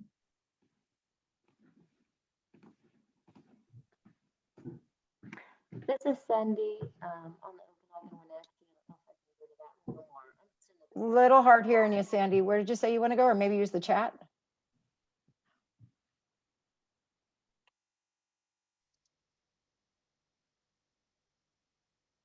The Okanagan Wenatchee, Yakima, Alyssa. Okay, thank you. And then Melanie, maybe just float around. Take a spin, starting from the bottom to the top, and I'll go top to the bottom.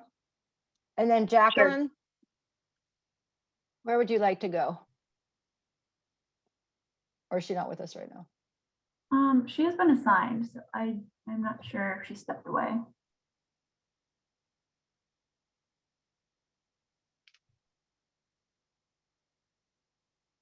And then, this is just going to be one where they're kind of getting settled, but we're trying to sort of, now they're going to be accustomed to the bounce the next time, at least moving ahead. So, trying to balance between, definitely could use an extra half hour on these, I'm realizing. Like 4.5 is sort of the minimum I'm realizing, not 4 or 2. I mean, 2.5 too. So let's give them let's give them the warning to come back at 45, and I'll. Okay, so then we'll close the room at 50. Right, and then I'll have Cody kind of just queued up, just thinking about how we want to have them continuing to do the work on their homework pieces, talk about who's available to help them tomorrow, and redirect them. Maybe we drop the link back to the Google Docs into the chat box when we come back into plenary, so they know where to get those extra resources. So I'm going to check the Lolo Bitterroot and the Umpqua because they're really long. Hold on 1 second, Chaz. You want me to do the 5-minute warning at 10:45? Right, so they come back at 10:50. Yep. All right, in 2 minutes. Yeah. Okay. All right. Great. I mean, and I'm not even going to bounce around and tell everybody that. I'll just let them know we came back, that, we just had to get the new dynamic on this. And so it'll be faster moving ahead. They'll have the breakout group after this, and then we'll stay with those groups next time. So everybody's going to be ready on Thursday. Okay, great. Thank you. You're phenomenal. Oh, thank you. You got the hardest job. Oh.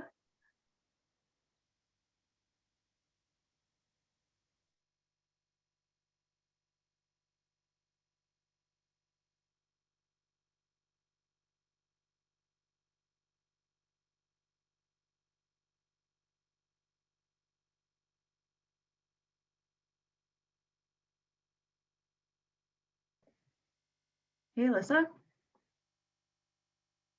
Hey, Ashley. Do we still have Lynn Schulte online? We do. I think she's in, oh boy, we gotta find her. I feel like maybe she's in Alaska, but I'm about to give a 5-minute warning in like a minute. Okay. All right. Do you need me to find her with that timing in mind, or? Well, I'm sure they've got lots and lots of questions for her, but if she has time before we come back, the Leech Lake and Chippewa group has a question. Okay, great. Thanks. I'll see if I can find her. Yeah, no problem. Okay, thanks. Mhm.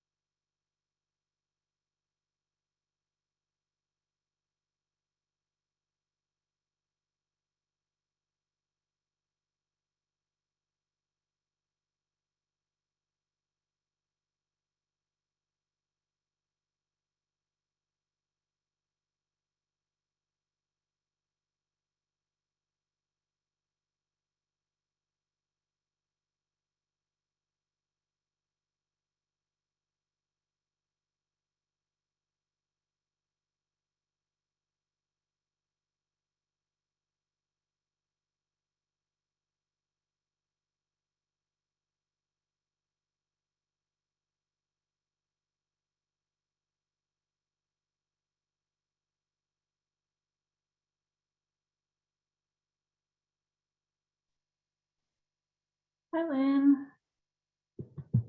Would you like me to put you into the Leech Lake group real quick? All right, you got it. Hi, everybody. Folks are in breakout rooms right now, and I need to send a quick 4-minute warning now.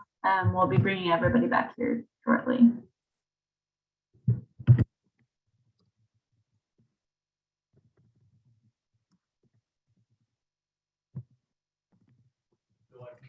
Yeah, okay, thanks for that information. I got kind of kicked off and had to try coming back in a couple of times, so I'll just hang out here and wait.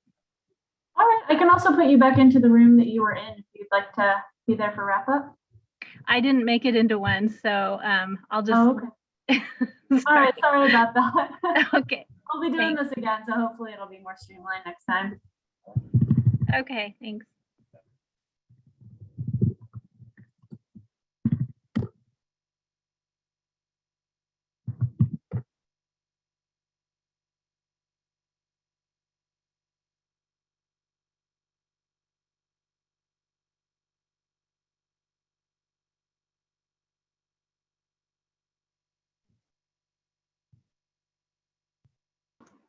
Hey, Alyssa. So Stephanie says I need either Lynn or Allison to come back into the room I was just in, which I think was Eddie 1. All right, we are about to close the rooms in like a minute and a half. So she is in Leech Lake. Lynn is, I guess. It might take me that much time to get them to you, honestly.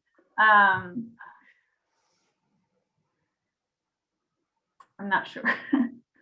Okay. Yeah, there is about a minute left before these rooms close. Okay. So you might tell her that. Okay, I will let her know. All right. Yeah, sorry about that. All right, thank you. Yeah, no problem. Hi, sorry, I had my calendar mixed up. Was I supposed to lead a? I just got an email suggesting that I was supposed to lead a breakout room, and I just joined. Chaz, you're on mute, I think. Thanks. I was just clicking between rooms. Tim, were you on? You were on as a sub facilitator? You're on mute. Sorry. Your mute is on, Tim. I'm sorry. Okay. I just joined. I got a note from Jason Coe. There was some So he was conversations. hoping to, I think he was asking you to join maybe the California breakout group, but we're coming back into plenary right now. If you're able Okay. to stay for the optional working session hour, then we'd float you in there. If you're able to stay from 11 to Okay, 12. thank you. Sorry about that. I had this No written problem. as being a Wednesday, Thursday. No problem. It was Wednesday, Thursday last week. We got tricky on everybody. It's Tuesday, Thursday this week. So folks will Gotcha. just be joining Okay. the main room, so you can just stand by for a moment.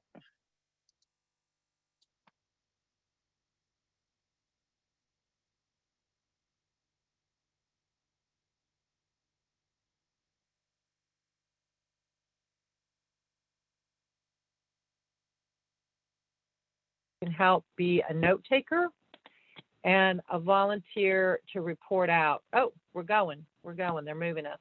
We'll see you in the plenary. You're in the Irma, plenary. You've teleported.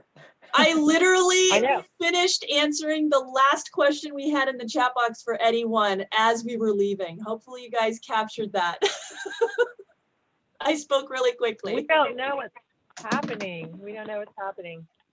So in terms of modeling innovation, sometimes things are not always perfect and always packaged neatly and tightly. And so that's one of the things we want to recognize today and trying to balance. We've been working really hard to try and balance 2-hour sessions. So we're kind of taking a micro chunk of folks' day and trying to pack a lot into it, dealing with the everyday life Zoom gremlins and everything else that comes into our world these days creates a little bit of lag. So I appreciate everyone's patience. That last breakout that's going to hopefully be the least free flowing stream breakout that you'll have had in our entire time together. So I know that one was a little bit tight and folks might have gotten pulled back in pretty quickly. I wanted to make sure we had a little bit of time to close out for today to talk about the next session. And then what we'll do is move the folks that are able to stay back out into those breakouts as they feel makes sense for them to work on where they're at in their project. So we'll have that next hour to work with folks again, with folks in the room. What we're really asking folks to do between now and the next, Yolinda, I like the little person that's coming up in your corner. That's interesting on your screen there. Have folks take a look at the resources that are in there, focusing on the TFPA guide, the 638 guide document and that form, and then that project plan template and the collaboration resources if they work for you. To really take a look at those earlier, and I'll do it again now, myself and I'll be available tomorrow if anyone's interested in getting some specifically project management support, taking a look at it through the lens of the project management certification kind of realm. So I have time tomorrow for anyone who's interested in that. You can reach out to me by email or by phone. I'll put that in the chat. We'll move then after this into our optional session. And then on Thursdays, when we're going to be talking a bit about capital, wrapping up the rest of where you're at with your projects, and really talking about how does this group of folks that have come together want to continue to support and help each other moving forward. So with that, I'll put my contact in there. Cody, would you like to, well, before I move to Cody for some closing, Stephanie, any other housekeeping business before I move over to Cody? Just to let folks know, for the rooms you were just in, you're in those. So when we do the breakouts again, you can just click join and it'll take you straight back into the room you were just in. So hopefully that'll save us some time. For any of you that are working on projects and are okay with folks listening in, we had a lot of folks in Eddie Room 1 that are just kind of interested in learning more and hearing the discussion. So if you're okay with flies on the wall, so to speak, of just sitting and listening, let us know so those folks know that they can sit in and listen to your meetings as well. We were trying to be cognizant of some folks said it was okay, others, you know, want to get into more detailed discussions. And then we also had a lot of questions still. It sounds like folks are still trying to struggle with where 638, good neighbor authority, shared stewardship contracting, and all of those different pieces fit together. So I'll work with Allison Lehman and Lynn Schulte and some of our other subject matter experts to see what we can do to provide some of that guidance. There was a recommendation for a document from Jason at, I think, session 1 or 2. And I think that's something that folks are looking at to develop. But we will follow up with some additional thoughts and resources before Thursday or on Thursday.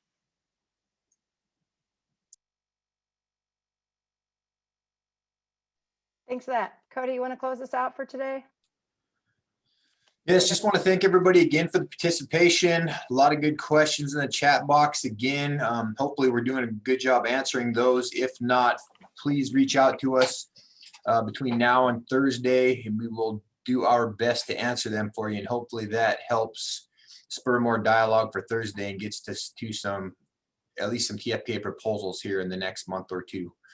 Again, wanting to ensure that we're successful in these pilot projects so that this authority gets made permanent and we have another mechanism for tribes and the Forest Service to work together.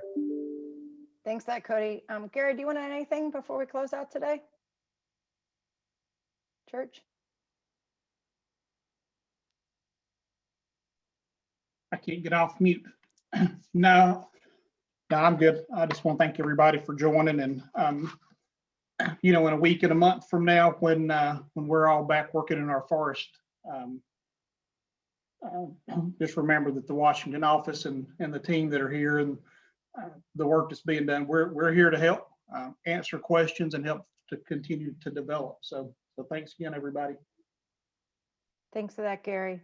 And so, as we said, the next hour is the optional working session hour. This will be the last optional working session hour in the 4 sessions. Next call, we're going to get together, and my hope is really however we can help you to get those documents moving forward, to give you something at least to kind of get started with or to shop around and talk about. That's really our goal here. Beyond that, these larger items around maybe there's some opportunities to host some learning labs or workshop engagements on specific topics like the other authorities and things like that. So load up the chat box with any ideas you have there.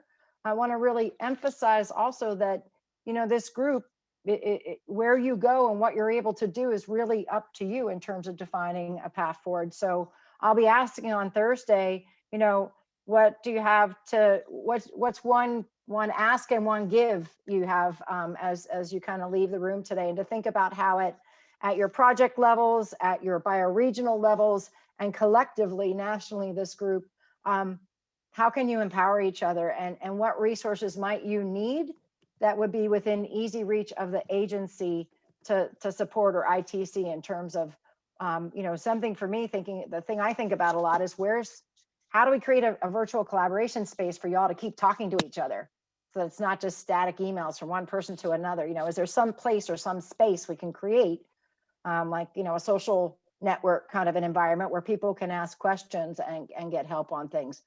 So as a challenge, I'd throw out to folks also, for where resources are. The Forest Service is working on, or across government, they're working on this concept of max.gov, where folks are going to be able to kind of build to those platforms. But we don't currently have an environment where I can set up a team, SharePoint, or other sort of collaboration space for everybody to work in and access. So just thinking about who the other players are at the table and how and where we might be able to build a space. Maybe, I mean, LinkedIn or something. Is there some place where this group might be able to talk to each other moving forward from here, is something that I hope we can all think about. So with that, let's just take 5 minutes to do our transition, take a little bio break, grab a cup of tea or a little water and a snack, and come back.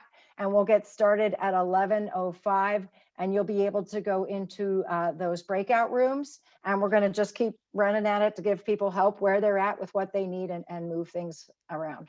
Sound okay? I really appreciate everybody being here. Thanks. We'll see you in a few.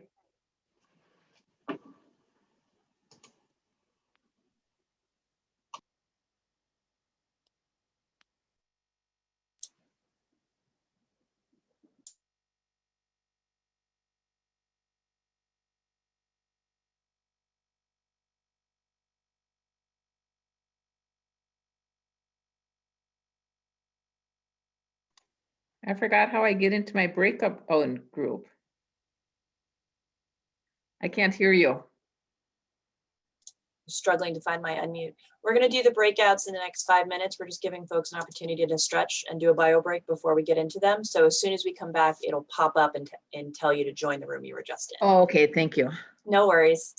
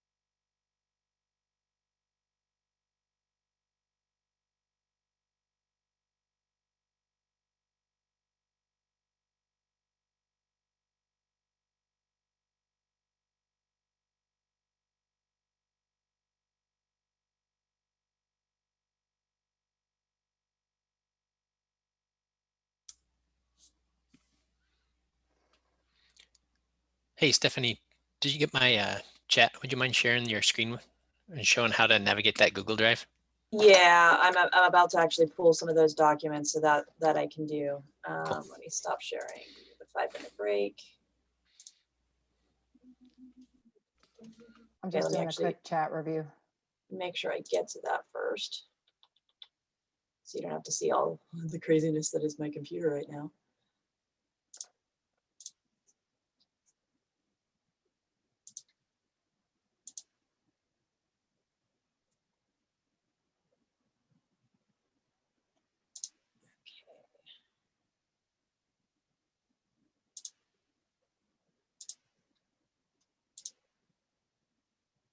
Okay, so are you seeing it now, Stephen? The Google Drive? Yes. Yep. Okay. So this is the shared stewardship workshop Google Drive. All of the presentations are in this folder for presentations. So everything that's been presented is either in here or will be in here. The agenda is here. The resources are going to be the area you definitely want to look at. And folks can also look at the email I sent them on Friday, and there's links directly to these documents that we recommend folks look at. So the tips and handouts, tips and template handout, this is everything you need to know to fill out a TFPA proposal, right? So this is the tip sheet. It explains what the different parameters are. It has a proposal template on the second page. And it even has, if you go down, a draft regional forester letter of approval. The worksheet is a Word document that is just something folks can print out. It has the exact same proposal documents, but if you do the tips and handouts, you're fine. Some folks prefer a Word document, so that's what this worksheet is. That's just for writing notes throughout. You might use this today or during the session, print it out and write on it, or folks might want to print it out and have it as an exhibit or an attachment when they're doing their own workshop in coordination with tribes, between tribes and forests. To work through. The sample Can I project ask a question plan, there? Sorry. Yeah. So is there a separate proposal for TFPA and 638, or are we talking about one There's the template? distinctions. There's the distinctions. The TFPA proposal is we want to do a TFPA project. We want to start talking about shared interests. We want to start planning for activities on national forest lands that address tribal priorities or do restoration that's important to protecting tribal resources, right? That's the intent of TFPA. That is what the proposal is. That kind of initiates that TFPA foundational framework. Yep. The proposal says the tribes interested, they're willing to make the collaborative work to work with the National Forest. Therein, the approval of the proposal is the Forest Service saying we're in. We recommend that folks develop that proposal together. So you've already gotten that buy-off. You just need the regional forester approval. We've seen folks that they're waiting for the regional forester approval and they're still working together. You know, so they start that collaborative process in the process of developing the TFPA proposal. But that doesn't say anything specifically about 638. Exactly. Because once you have a TFPA proposal, you can use any vehicle, any funding that you have available in order to do that project. You could do 638 agreement for having the tribe do work under the TFPA proposal. You can do good neighbor authority. You could do a stewardship agreement. The tribe could sit as a partner in coordinating how the work is done, and they could be contractors that the Forest Service does or Forest Service staff. It's really wide open on how you implement that project, as long as you get the tribal priorities that are identified in the TFPA proposal met through those different vehicles. Is there a specific template for 638 in particular? I think that's I'm so where I'm glad getting you confused. asked. Here's the next document. So the next document is the best practices guide. This has most of the questions we've received today on 638 is in this document. So it's draft in that it's a working document, but everything in here is accurate authority. This explains what the authority is based on. It has some background on TFPA. If you scroll down, there's even a whole section. Well, so here's first, this is what are the elements of a 638 agreement. Cover sheet, the template provisions, the scope of work, the financial plan and budget. These are the things that you'd probably be working out as you did the planning. As you develop your project plan, these are some things you'd be identifying. And they're also items that would come up during the development of the TFPA proposal. Stephanie, I'm going to hop here for a second. We're at 11:06 and just touch base. for our breakout rooms. I'm just hearing press open. So go ahead, Alyssa, go ahead and set up those join rooms for folks. For those in the room before we exit out, but what's really coming quite clear to me from my background in forest planning is that the TFPA also becomes a pretty incredible input to a forest plan revision process if it was done in advance. So there's another kind of tie there that folks can think about. So let's go ahead and jump back out into our breakout rooms. Again, if you want to move around, you can use that move function. If you need help or something's going on, come back to the main room and we'll help you. And we'll be floating around to answer questions for folks. And so if you're in the main room or you have questions about where you should go, also please use the chat and Alyssa will help get you tucked off into one of those rooms. So Stephen, the item that I was just showing you is the draft template 638 agreement. So if you go in that PDF, you've got the 638 agreement template. And I am copying you on an email I'm sending to folks that requested help navigating. So it might just be the way my brain works, but I think it would be helpful to relabel those. So right now, best practices doesn't say anything about 638. Mm-hmm. And then like the 638 doc, that's the template for just general TFPA. So that's, I think, where I was getting confused in the, just the naming. Well, and there's other things in it, so that's part of it. So we might want to just pull it out as a sample. So that's good reference on how we can make it accessible to folks. So thank you. Thanks for walking me through that. Sorry, No I'm problem. sure it's okay. That's what I'm here for.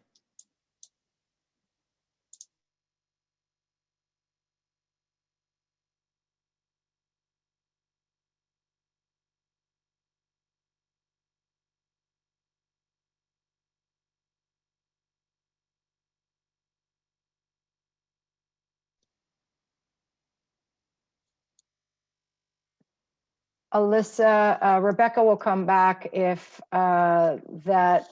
if her breakout group, the Lolo, is still real small and move people around if needed. I'm going to keep moving. All right, sounds good, Chaz. You got everybody else in the room or any help you need from me here to get folks? Yeah, everybody in this room should be assigned. I'm not sure. I haven't heard from anybody if they're having trouble, but I'll be here to help them out. Okay, they may just not be back or maybe Yeah. offline. Okay. Thanks. I'll keep moving.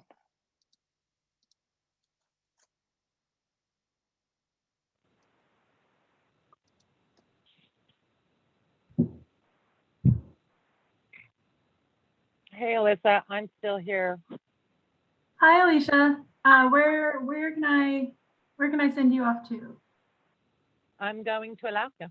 North to Alaska. And are you able to do that on your end, or do you need me to send you over there? I don't know. I'm looking at a screen that says leave. Is that leaving the plenary? Oh boy. Here, I'll send you right over there on my. Thank you. Yeah.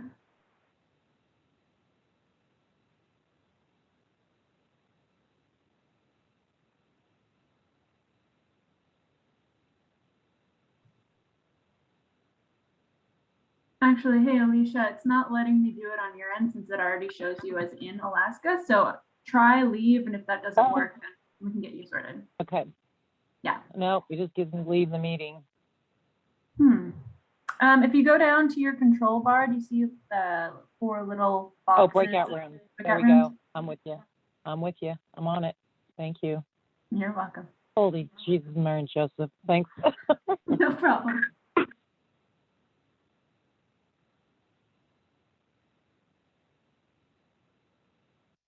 And if anybody else has any trouble getting into any of the breakout rooms or has any questions, just go ahead and you can unmute yourself or just enter it into the chat box and we can get you where you need to be.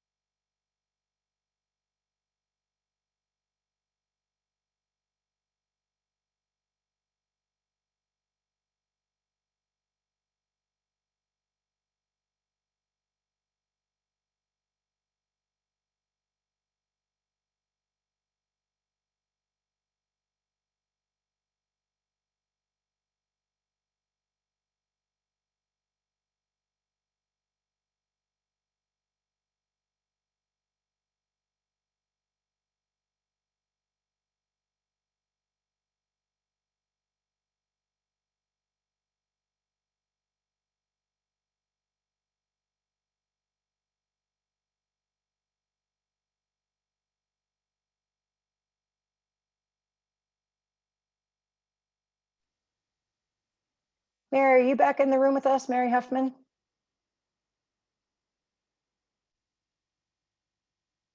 Okay. I'm going to keep bouncing around. There's a question about something to do with something with fire tied to the California fire plans that I don't know that we have anybody to cover it. It sounds like from Jason Cove, but it might be one to yard up. So I got a note on that one for after action. Great, thanks, Chaz. And just to confirm, I'll send out a 5-minute warning at 11:45, quarter till. Yeah, let's give them the time to sort of bake and cook in there. Okay.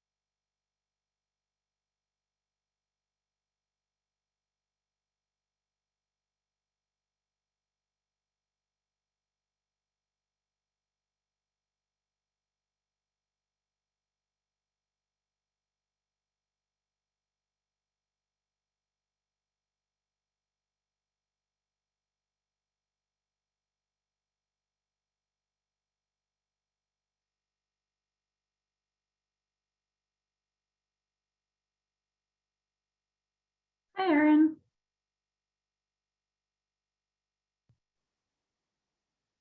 Hi. Hi. Is there anything I can help you out with?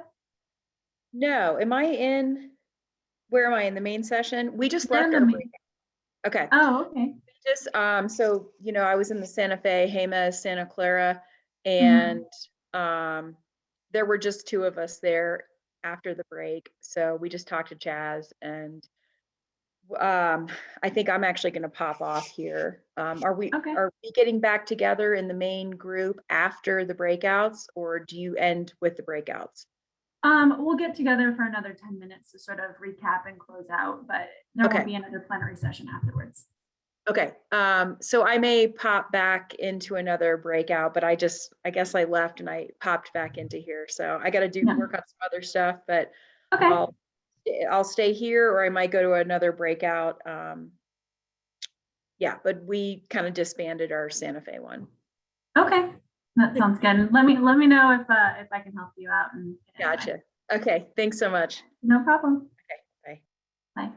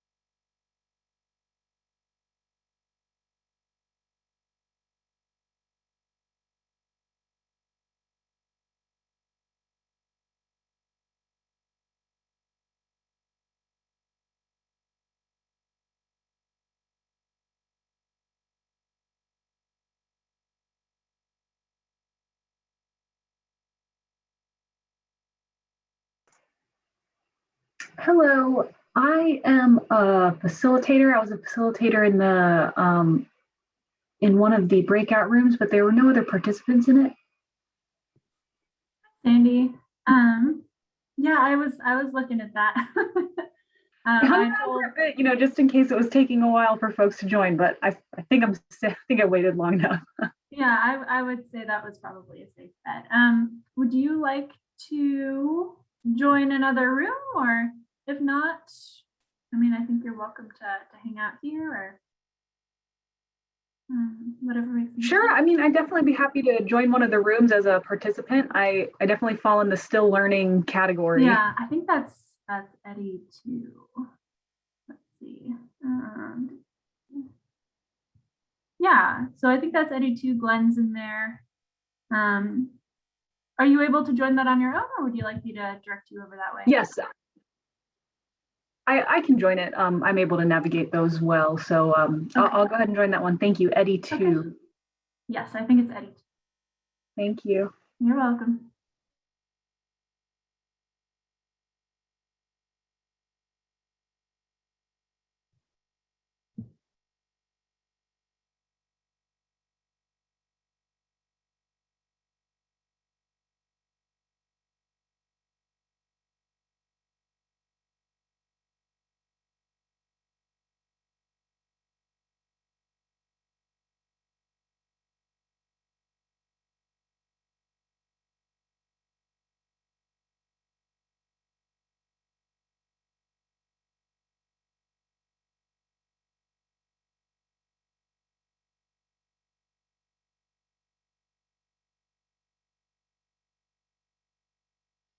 Hi there, Lisa.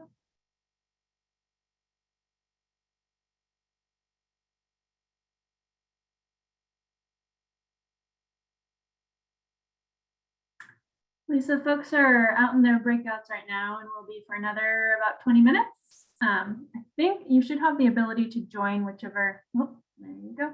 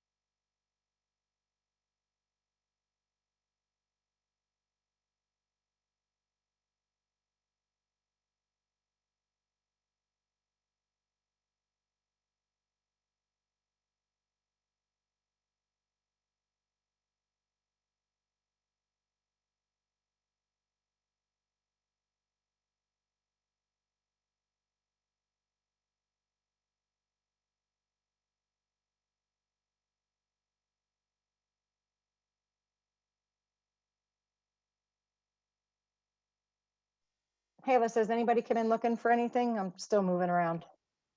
No, that's all quiet here. Okay. It must be nice to take a breath. And it is nice. But I'm here if anybody needs anything. We had one wrap up early. And yeah, I think people are just sort of hanging out if they wrap up early. Okay.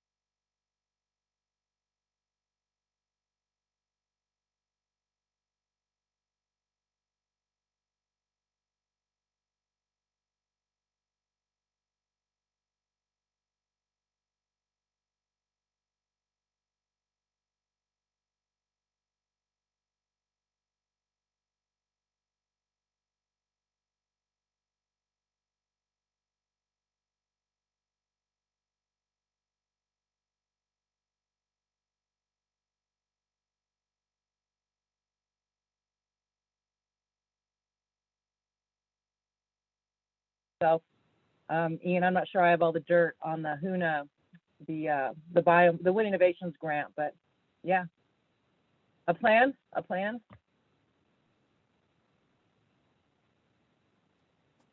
Hey, everybody, we got everyone dropping back into the room. I just had an awkward cutoff myself in that room. So they happen sometimes. So everybody that was just with me, what I was going to finish off by saying is that on Thursday when Barney Gant, I'll say this for the benefit of everybody in the room, Barney Gant's going to be joining us, one of the new associate deputy chiefs. Some of you may know him if you've worked in Region 5.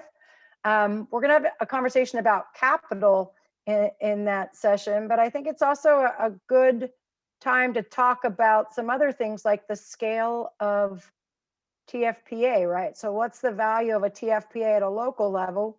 What might the value be of a TFPA at a bioregional level to help guide that? And what might be the value of a TFPA and sort of some guiding principles nationally of just sort of what to help folks think about what they think about. So I think there's some scales here that folks can talk about how we help how the tribes can help the Forest Service better understand their needs and how projects can be cobbled together. I think there's also a lot of opportunities to explore adaptive management and some of the innovations and tools that and technologies that have been being used on tribal lands and bringing them into the Forest Service lands.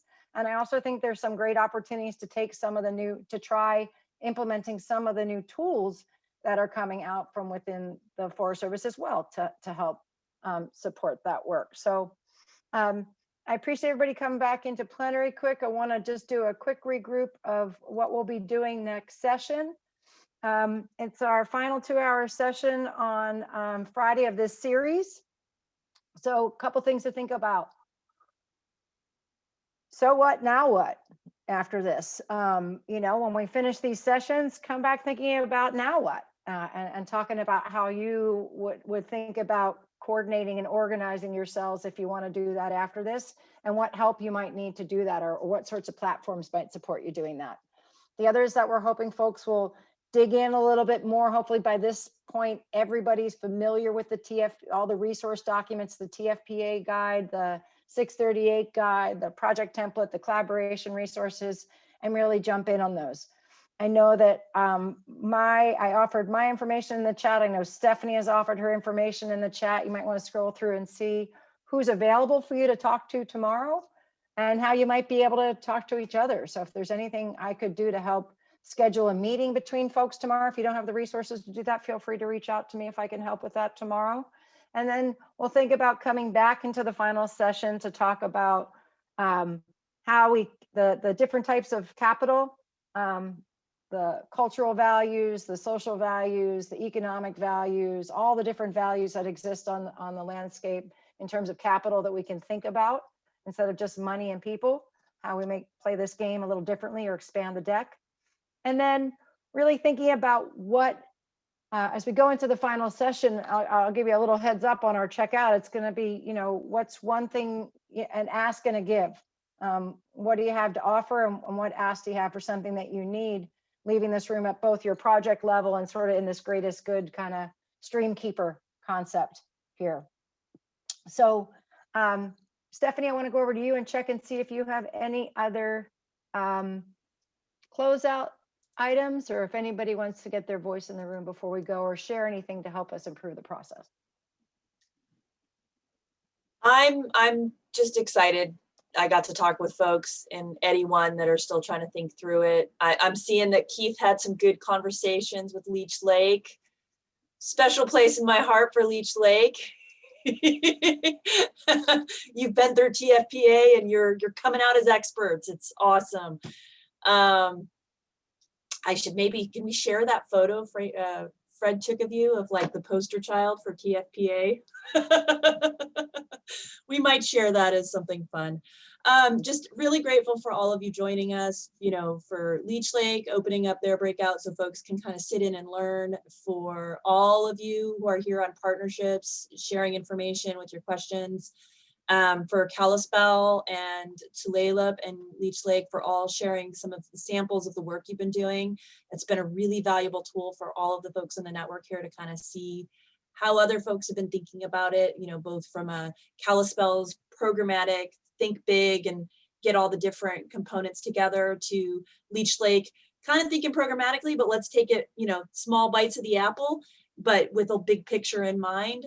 And then, you know, to Layla's, you know, we've got this lined up, let's move with it and take advantage of an opportunity and get a project going. So lots of great variety, and it's great. I love hearing all these partnerships and collaborative work. I know it's a lot of hard work from both Forest Service and tribal staff, but it's really, as someone who has been doing this for a while, it's really beautiful seeing how the relationships improve and how both Forest Service and tribal partners are able to really work together when it works.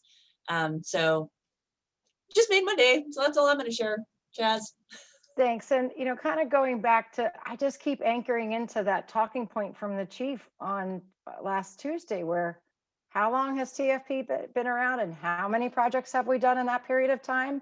And the difference I see in this week is, you know, well, we're kind of down to the Brady Bunch boxes at this point, but seeing all those boxes light up with all those people, that's where I see the opportunity to make a change here, where people can help each other and transfer knowledge and information in a rapid way that's easily accessible.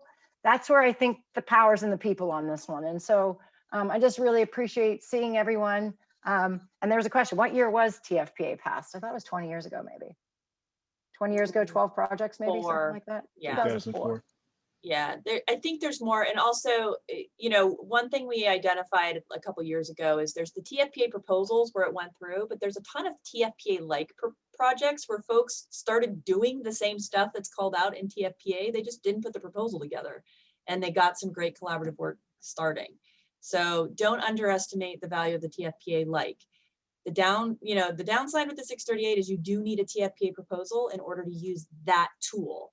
And we do want to get as many of those that works for tribes and forests going so that that authority can continue, as Cody said, and have those additional options for tribal members to do work on the forest and be contracted through that authority.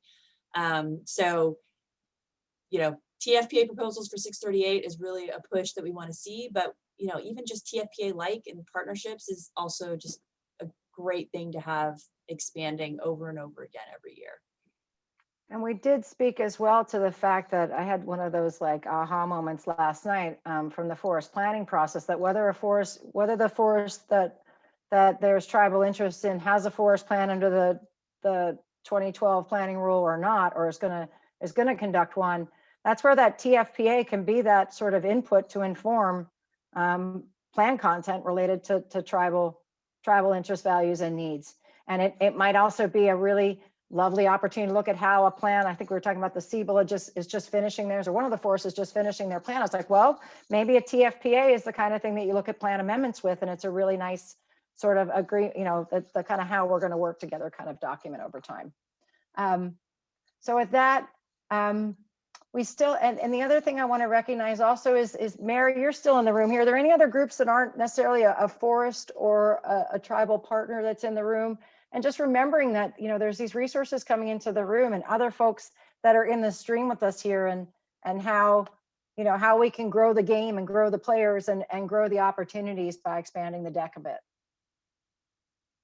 So think about that too, and who your local folks are. So with that, we're closed for today. I thank you all so much for your time. I just really appreciate it. I feel energized coming off of these. I really look forward to working with you tomorrow. Anyone, I'll put my information back in here again for anyone that needs some help. And if not, we'll see you on Thursday. Thanks, everybody.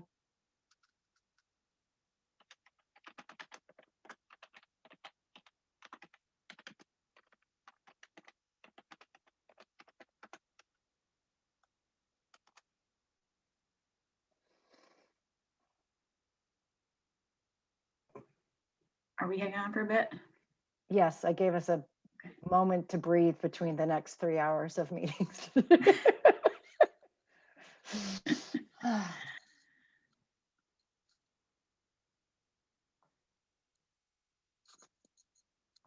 We're putting folks in waiting rooms.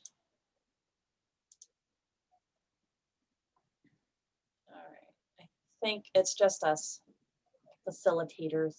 First of all, thank everyone for the Agile Olympics today and moving around in our agenda and making things a little more fluid. That was really well. And especially to our hero, Alyssa at the bottom there, who was moving everybody around and going crazy. I don't know about that. Dawn's lateness was totally my fault. Stephanie asked if I could get Dawn and I heard D-A-W-N. Yeah, that's what I just heard. Oh, Dawn, Yeah. D-O-N. But it was D-O-N, and so I sent it to the wrong Dawn. Dawn. So that was my coffee taking a second to start working this morning. I apologize, but thanks, Jess. Poor Rowena keeps getting put as a facilitator in her room. Can we change that for? I'm getting, well, it's just, she jumps in and she just starts doing it. And so I think the facilitators are a little quieter. Okay. I was going to just take a quick look and ask, did the breakout group seem to work? Do we want to change them at all? And then look at the format for Friday quick and then call it good, unless there's any other items. It seemed to work okay that when groups, the only thing would be if the groups, there was two people left in one of the groups, one of the Pueblo groups, and they're like, well, we think we did what we needed to do here. We don't have the rest of the folks, so we're going to move away. I probably should have come to Alyssa to ask about maybe closing the room, because then did somebody go in there by themselves after that, Stephanie? I don't know if anybody went in there by themselves. We can't really close a room once it's open, so that's something to take into consideration. But we could leave a message in the chat though, right? Saying we disbanded and went to other places. They won't see it until they join. Like they can't see the chats before they joined, right? Right, but that would be a cue to them when they get in there if we left like a caps of like, this group has, is that our best bet? But I don't think that they can see the chats that came in before they joined the room. Yeah, you only get to see the chats once you come in. Empty. When they get in the room empty, at least they'll know why they're there alone.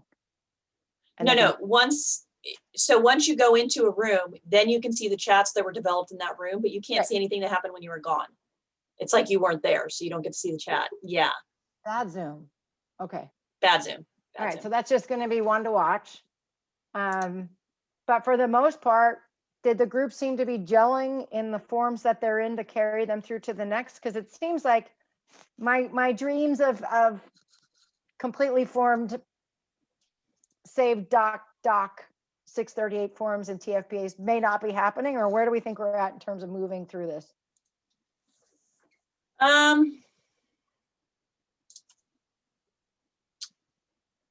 Honestly, I can't think about it right now. My brain is completely bedoozled, and I've got like 20 messages from people like, what's going on with my room? Because they were emailing me and I wasn't tracking the email because I was facilitating a room. So that's something we should be cognizant of.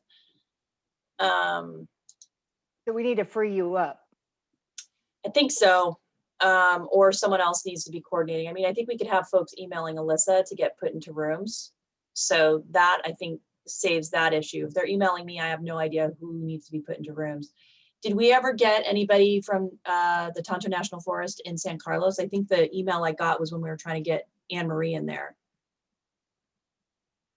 I can pull. I can ask Laura. I had Laura in there. And I mean, I think Laura would have jumped out and said, hey, we need someone in here. I stopped by Laura's and she said she didn't need anything when I was with her, so I don't know. Okay, so we did get Anne Marie in there. That was the issues. I think we were problem solving it when I got the emails. So, okay. Okay. Yeah, just have them direct all of those to me because I was really quiet for me the whole time during the second. Yeah, and I'm looking at this, almost all of these emails are from like 10:30. So I think it was when we were early. For some reason, they didn't come through until later. Okay. Okay. So the groups seem to work okay, and we'll just move through with the same groups, 81, 82, and the named groups, or is there any need to change anything? Or play through? Why don't we do a poll with the named groups? Like, which groups are you going to be joining today? Or wait, are we doing groups? We're doing groups on, I'm like, let me pull up the agenda. I know we've here, okay. I'm sharing it here. Can you all see? Yeah. So we're doing groups on Thursday. Let's just do, like who's joining which group? And then if we just see like 2 people, then we might want to just chat with them and be like, do you want to maybe join another group? So what I was thinking of, this is the sort of where does our stream grow, and kind of framing it for them of like 100-day plan. If you didn't get to these drafts now, how do you get there by 100 days? At least by having something framed up would be my recommendation to move out on as their best chance of success on that. And then the question becomes, where's our stream grow depending on where they're at? So it could be bigger picture tickets items about besides individual projects. There's still a bit of dynamic here about their realizing a value of talking at a bioregional level versus just forest to tribes. So I'm trying to think about how to layer that in. If it, I mean, we can stick with the bioregional. Folks seem to be really enjoying that. Maybe we have it as like anchor projects. So, you know, Karuk, California anchor project, Alaska anchor project, like bioregional anchor projects. So there's still an opportunity for those folks that are like working on their project to talk through details and share it. But there's also, you know, other, you know, it's an all encompassing. Mm-hmm. And then I think, now that I think about it, I think we should just combine Eddy 1 and Eddy 2. My group was really small. It was just a few folks that are like, I don't know where to go and I'm still not sure. And I'm sure Stephen would appreciate having me in the room with him. his mic went out too. What if then we do we need eddies if we have bioregional breakouts? So like what we have advanced project breakouts and the bioregional breakouts, and then anybody in any eddy or anybody who's not in an advanced project would be in the bioregional breakout, and they'll talk about what do they need to move forward on their individual level, at the bioregional level, et cetera. Yeah, and what we can do is just have in the bioregional, we'll have folks, you know, any basic questions, put them in the chat. And so we can deal with those chat questions a little bit easier.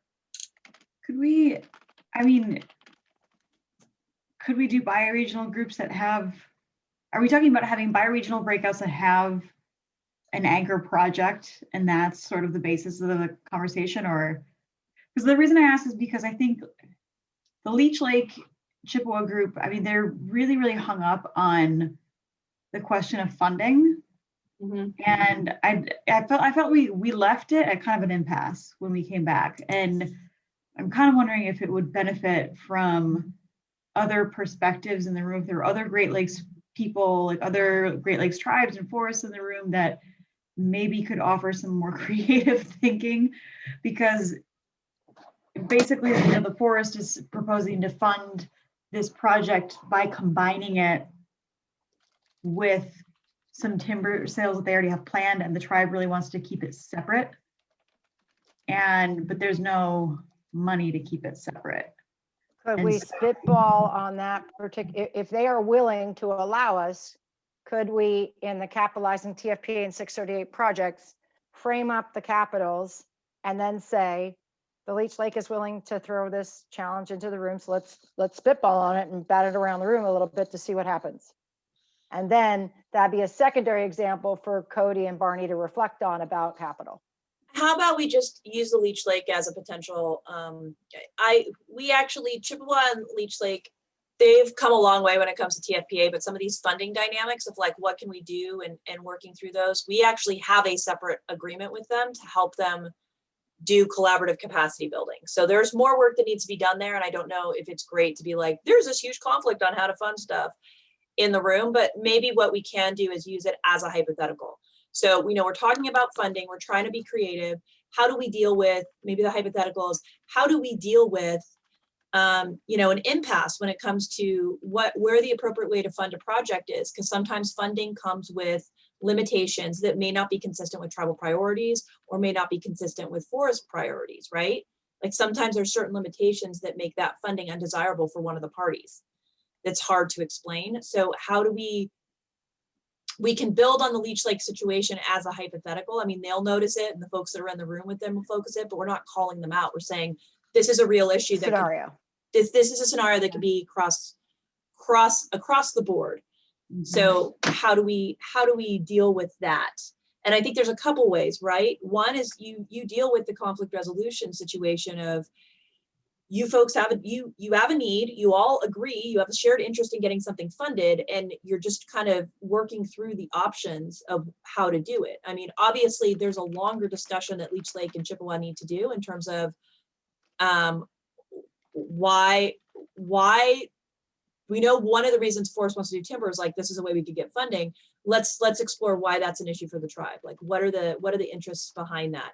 And I'm sure it's deeper than what we can do in the 20 or so minutes we have with them. But so, you know, do some collaborative work and work through like, what are the motivations for certain types of funding or not certain types of funding? How does that deal with the shared interest? It's all of that collaborative work that you're supposed to be doing on a TFPA anyways. It also comes into the funding dynamic. So maybe that's how we do it. Ashley, you were with them, but does that make sense? Yeah, I Okay. think so. I mean, I'm just wondering if like it just comes down to a negotiation of like, what can you live with? If this is your pilot project, if the tribe is most interested in, you know, beyond the outcome of this particular project, you know, they stated pretty clearly that they just want to get a 638 done, you know, to have, you know, that lesson learned and make this more of a regular business practice.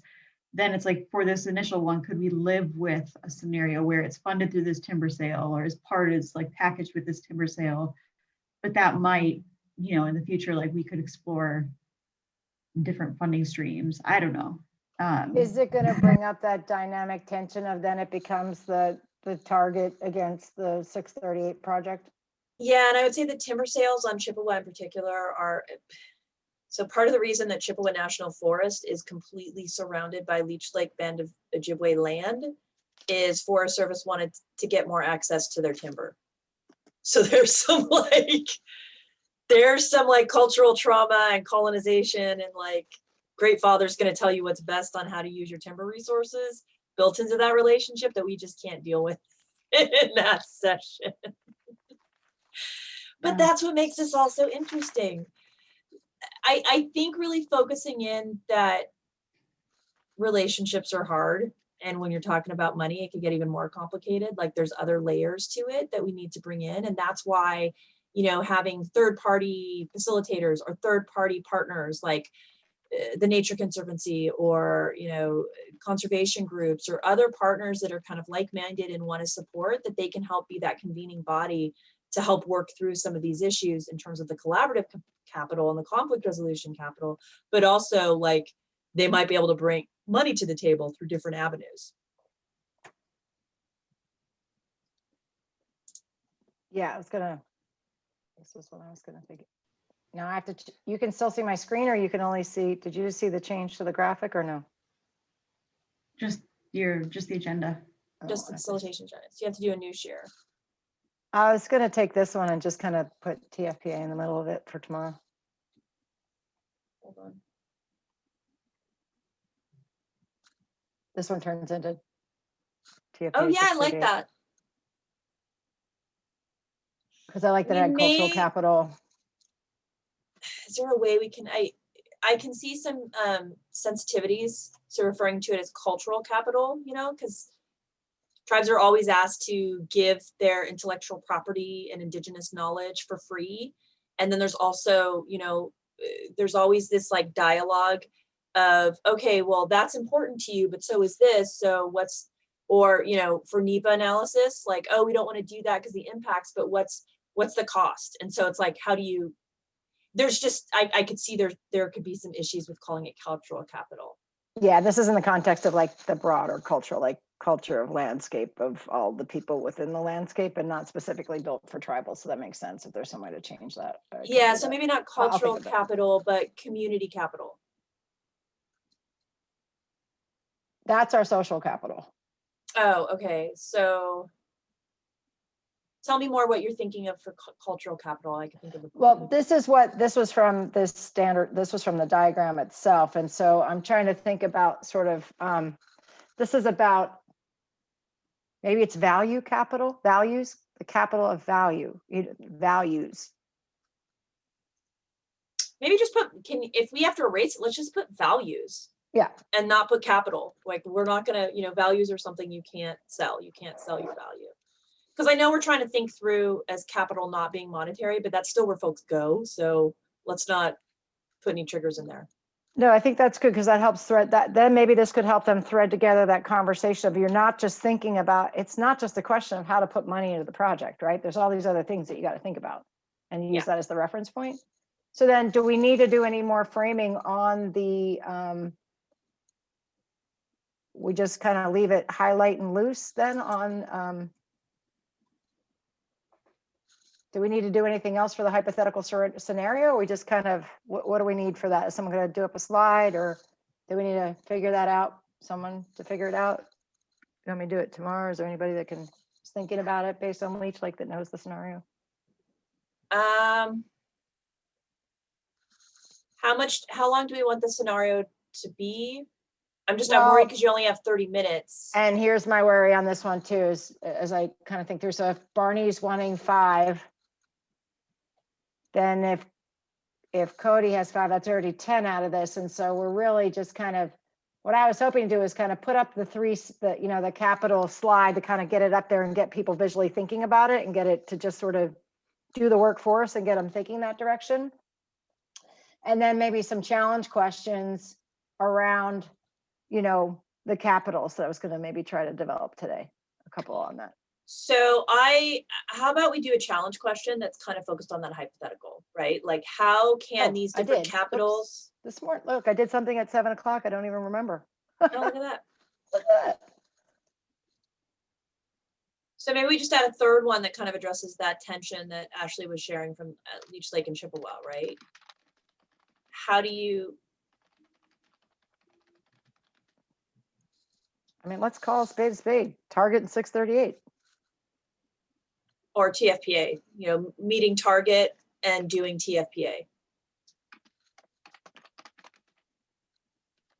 Well, I don't know that I didn't really pick up on that if it being an issue of target for the forest. It was more like, we don't have any other way to pay for this. We have to package this with a timber sale that's got some high value in it so that we can pay for the service work. What was the service? What was the value? What were the values at risk that they were going to be treating? This is for the snowshoe hare habitat. So in order to pay for the snowshoe hare habitat, they needed to take the funds that they were going to get from a timber sale. But does that mean that it needs to be built into that timber sale itself and in that area? The problem was the tribe didn't want to use the timber sale revenue to pay for the snowshoe hare project. Yeah, I mean, I think why.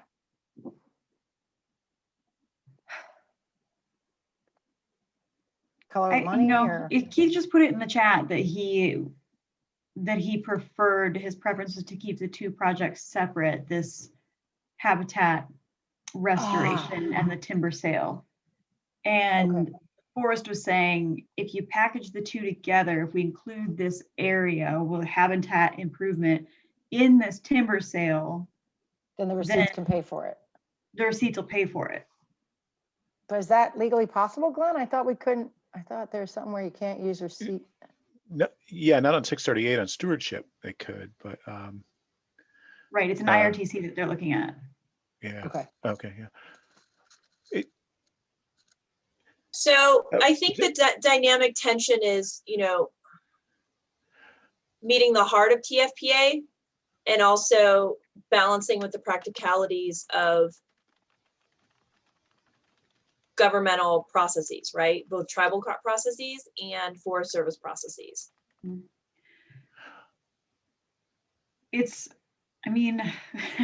real thing is just like our budget modernization and it's like the legislation, what the legislation allows us to do, and our budget modernization, the Forest Service, and how we can use different budget line items. And it's kind of got us, it leaves us with very few options, and the options that we have aren't the preferred, they're not that appealing to the tribe. Yeah. Well, and I think this also comes to another dynamic that we had in the Eddies. There was a Morongo tribe that I let in, and I said, just come into my group last night, because their tribal lands were burned over last year from a fire that went through the forest and onto their land. So I was like, you should definitely get some TFPA. So come into my Eddie group.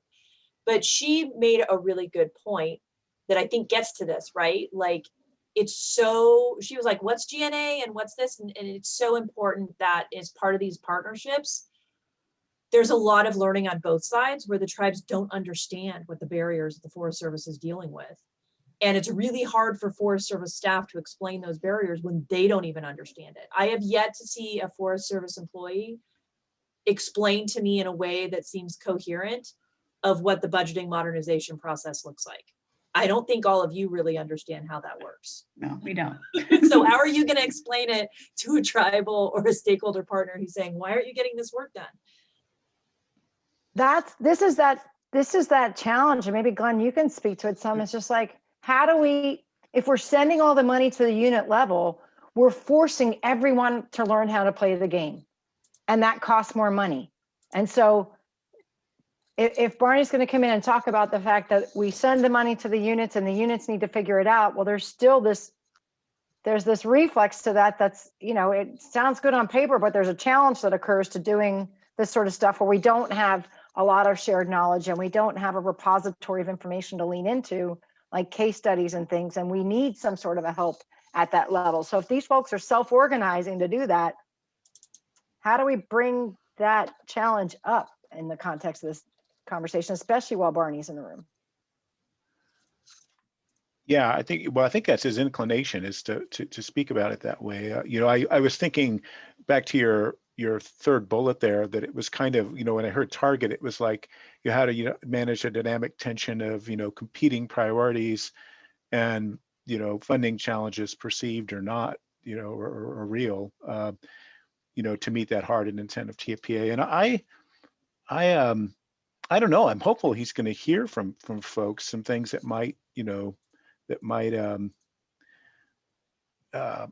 jog some thinking about how we might support it more broadly, because he was pretty clear in talking with Gary, and Gary seems to agree with him that we're going to push the funding out, and and it's so I'm a little worried about how that. So I think it's probably good that that he gets to listen.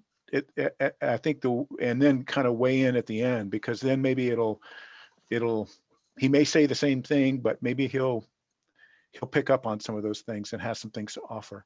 I know I'm not giving you much there, Chaz, but he seemed very definitive about how he wanted to approach it when we were chatting yesterday. It'd be interesting to know too, I think, if there was any way to get to Barney before, also to think about what his thinking is, or agency thinking is, around growing the bank and bringing in other people. So like, if you've got a TFPA proposal and you've got a 638 or whatever other agreement, there's the TFPA proposal is one artifact, there's your project proposal, which is another artifact, and then there's whatever mechanism you use to connect to the TFPA to the project, be it Good Neighbor or Stewardship or 638, et cetera. So in light of that, then the question becomes, like, is there a way to talk about with him how we might go, like, that becomes a pitch. That's a good pitch package, right? So is Barney going to speak to, like, there's just so many people out there with money besides us. I mean, I think there's the question of, do we actually have money somewhere that we could find? That's one question, but like, there's just a lot of people with money out there that if we had the right pitch packets together, these things would get, I mean, am I wrong, Stephanie, or folks from Alyssa, from the outside perspective? It just seems like, I just think it's silly to just sit there. Don't tell me we can't find money. Let's find out where we can find the money. There's money out there. Where are we going to find the money? You're muted. I think yes, there is money out there where we can find the money. I think the tension that we get with, and this plays into the partnership capital, right? Where we bring in partners and how we bring in partners. It's really hard for tribes and Forest Service to go after some of those funding sources, for one thing. Most funders don't like to fund a Forest Service. There's tribal governmental dynamics of funding a tribe from a funder. So there's some opportunities for nonprofit, like convener or partners, to kind of coordinate those things. And so I think bringing that into the dialogue will be really helpful. There's also the issue of the reporting guidelines for grants. Like, tribes are already trying to go after grants to just keep their programs running. So the idea of like going after grants and doing more stuff in order to pay money to Forest Service or Forest Service work, I mean, hats off to Kalispell. But every time Kalispell's like, we've put such and such amount of money for grants, like, I'm like, ugh. I know it's because it's important to them, but I'm sure some of the tribes are like, I need to put that money to my tribe, not to Forest Service. Right. Yeah, maybe it's just, I mean, maybe it's accepting that it just needs to be kicked around a bit to get understood. I mean, I think the take home for a lot of folks that are in the room right now is for the folks that are like ready to roll with a project. We need Forest Service headquarters and the folks that are like managing under the new budget to understand how to get that money to the local level so they can do this work that they're being asked to do. So for those folks, there needs to be a more straight line Forest Service action plan for that, because they are ready right now. They don't have time to go for a grant that they might not get for another year. That really needs to start coming through Forest Service. That needs to be where the priority is. And that'll get those people that are advanced moving farther along. For everybody else, it's about saying, get into your position where you're the Kalispells and the Leech Lakes so that you have a project, and when the funding comes through, it's ready, or you have a pitch so that you can go through these other resources and find the expansive opportunities. Okay. I'm gonna have to, Ashley and I are gonna have to hop to a call here. One thing I'm wondering about is, so just the only thing I want to look at is, so we do the breakouts. I think those have high value here. The only thing I might play with is in the sharing circle is just kind of figuring out when we come back. I just really feel like closing well is important. And if we do the one ask, you know, one offer, one ask, maybe it's more of a plenary sharing depending on what comes out with where they're at, and maybe just a more of an open sharing circle. I think there could be value, and we've been breaking the folks out a bit, is to have everybody come back. Like, you know, we've had a lot of time to speak more individually because we have a large group. Like, what are some things that we can share as a group that you think are important that came out of your rooms? Like, maybe that it's just a simple question of like, as part of this network, what is a valuable thing that you heard that you want to share with the larger group? And what are other ways that we can support each other for individual projects regionally, and, you know, kind of as a network of folks that are passionate about getting these projects off the ground.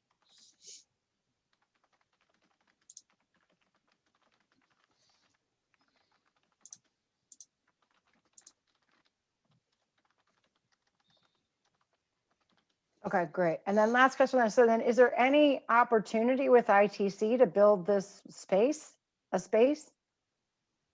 through UDOL, or like, is there any place we can build a social network platform for this to go to?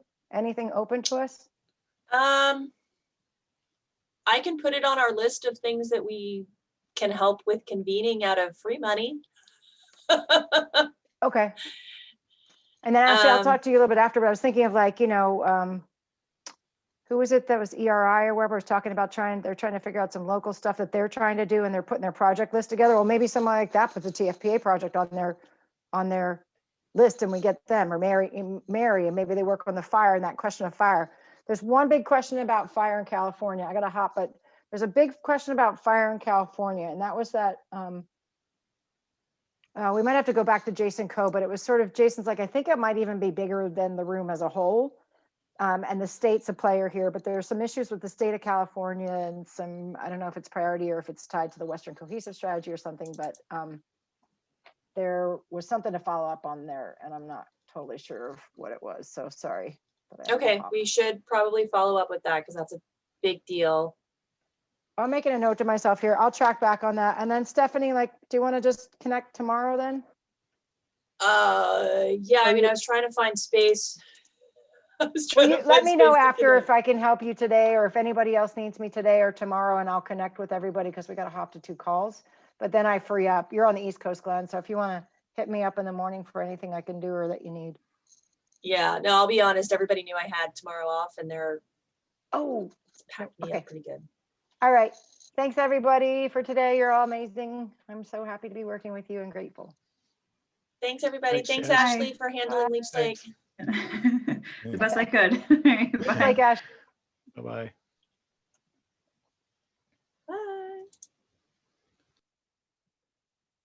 All right. So it's just you and me. Are we leaving? Are we staying? I think we're good. There was just one poll I suggested that we didn't actually write. Oh, the poll is to put the breakouts. So let's do a poll with the breakout room names. And the poll question is, you know, will you be joining these breakout? Which breakout room do you want to will be most effective for you to join today? Okay. And then I'll just write out, I think I have a screenshot of those breakout groups. I'll just put those in. Yeah, we freaked out about those, like, where are you questions, and I didn't even do it. No. Okay. Sounds good. Okay. Bye. Bye.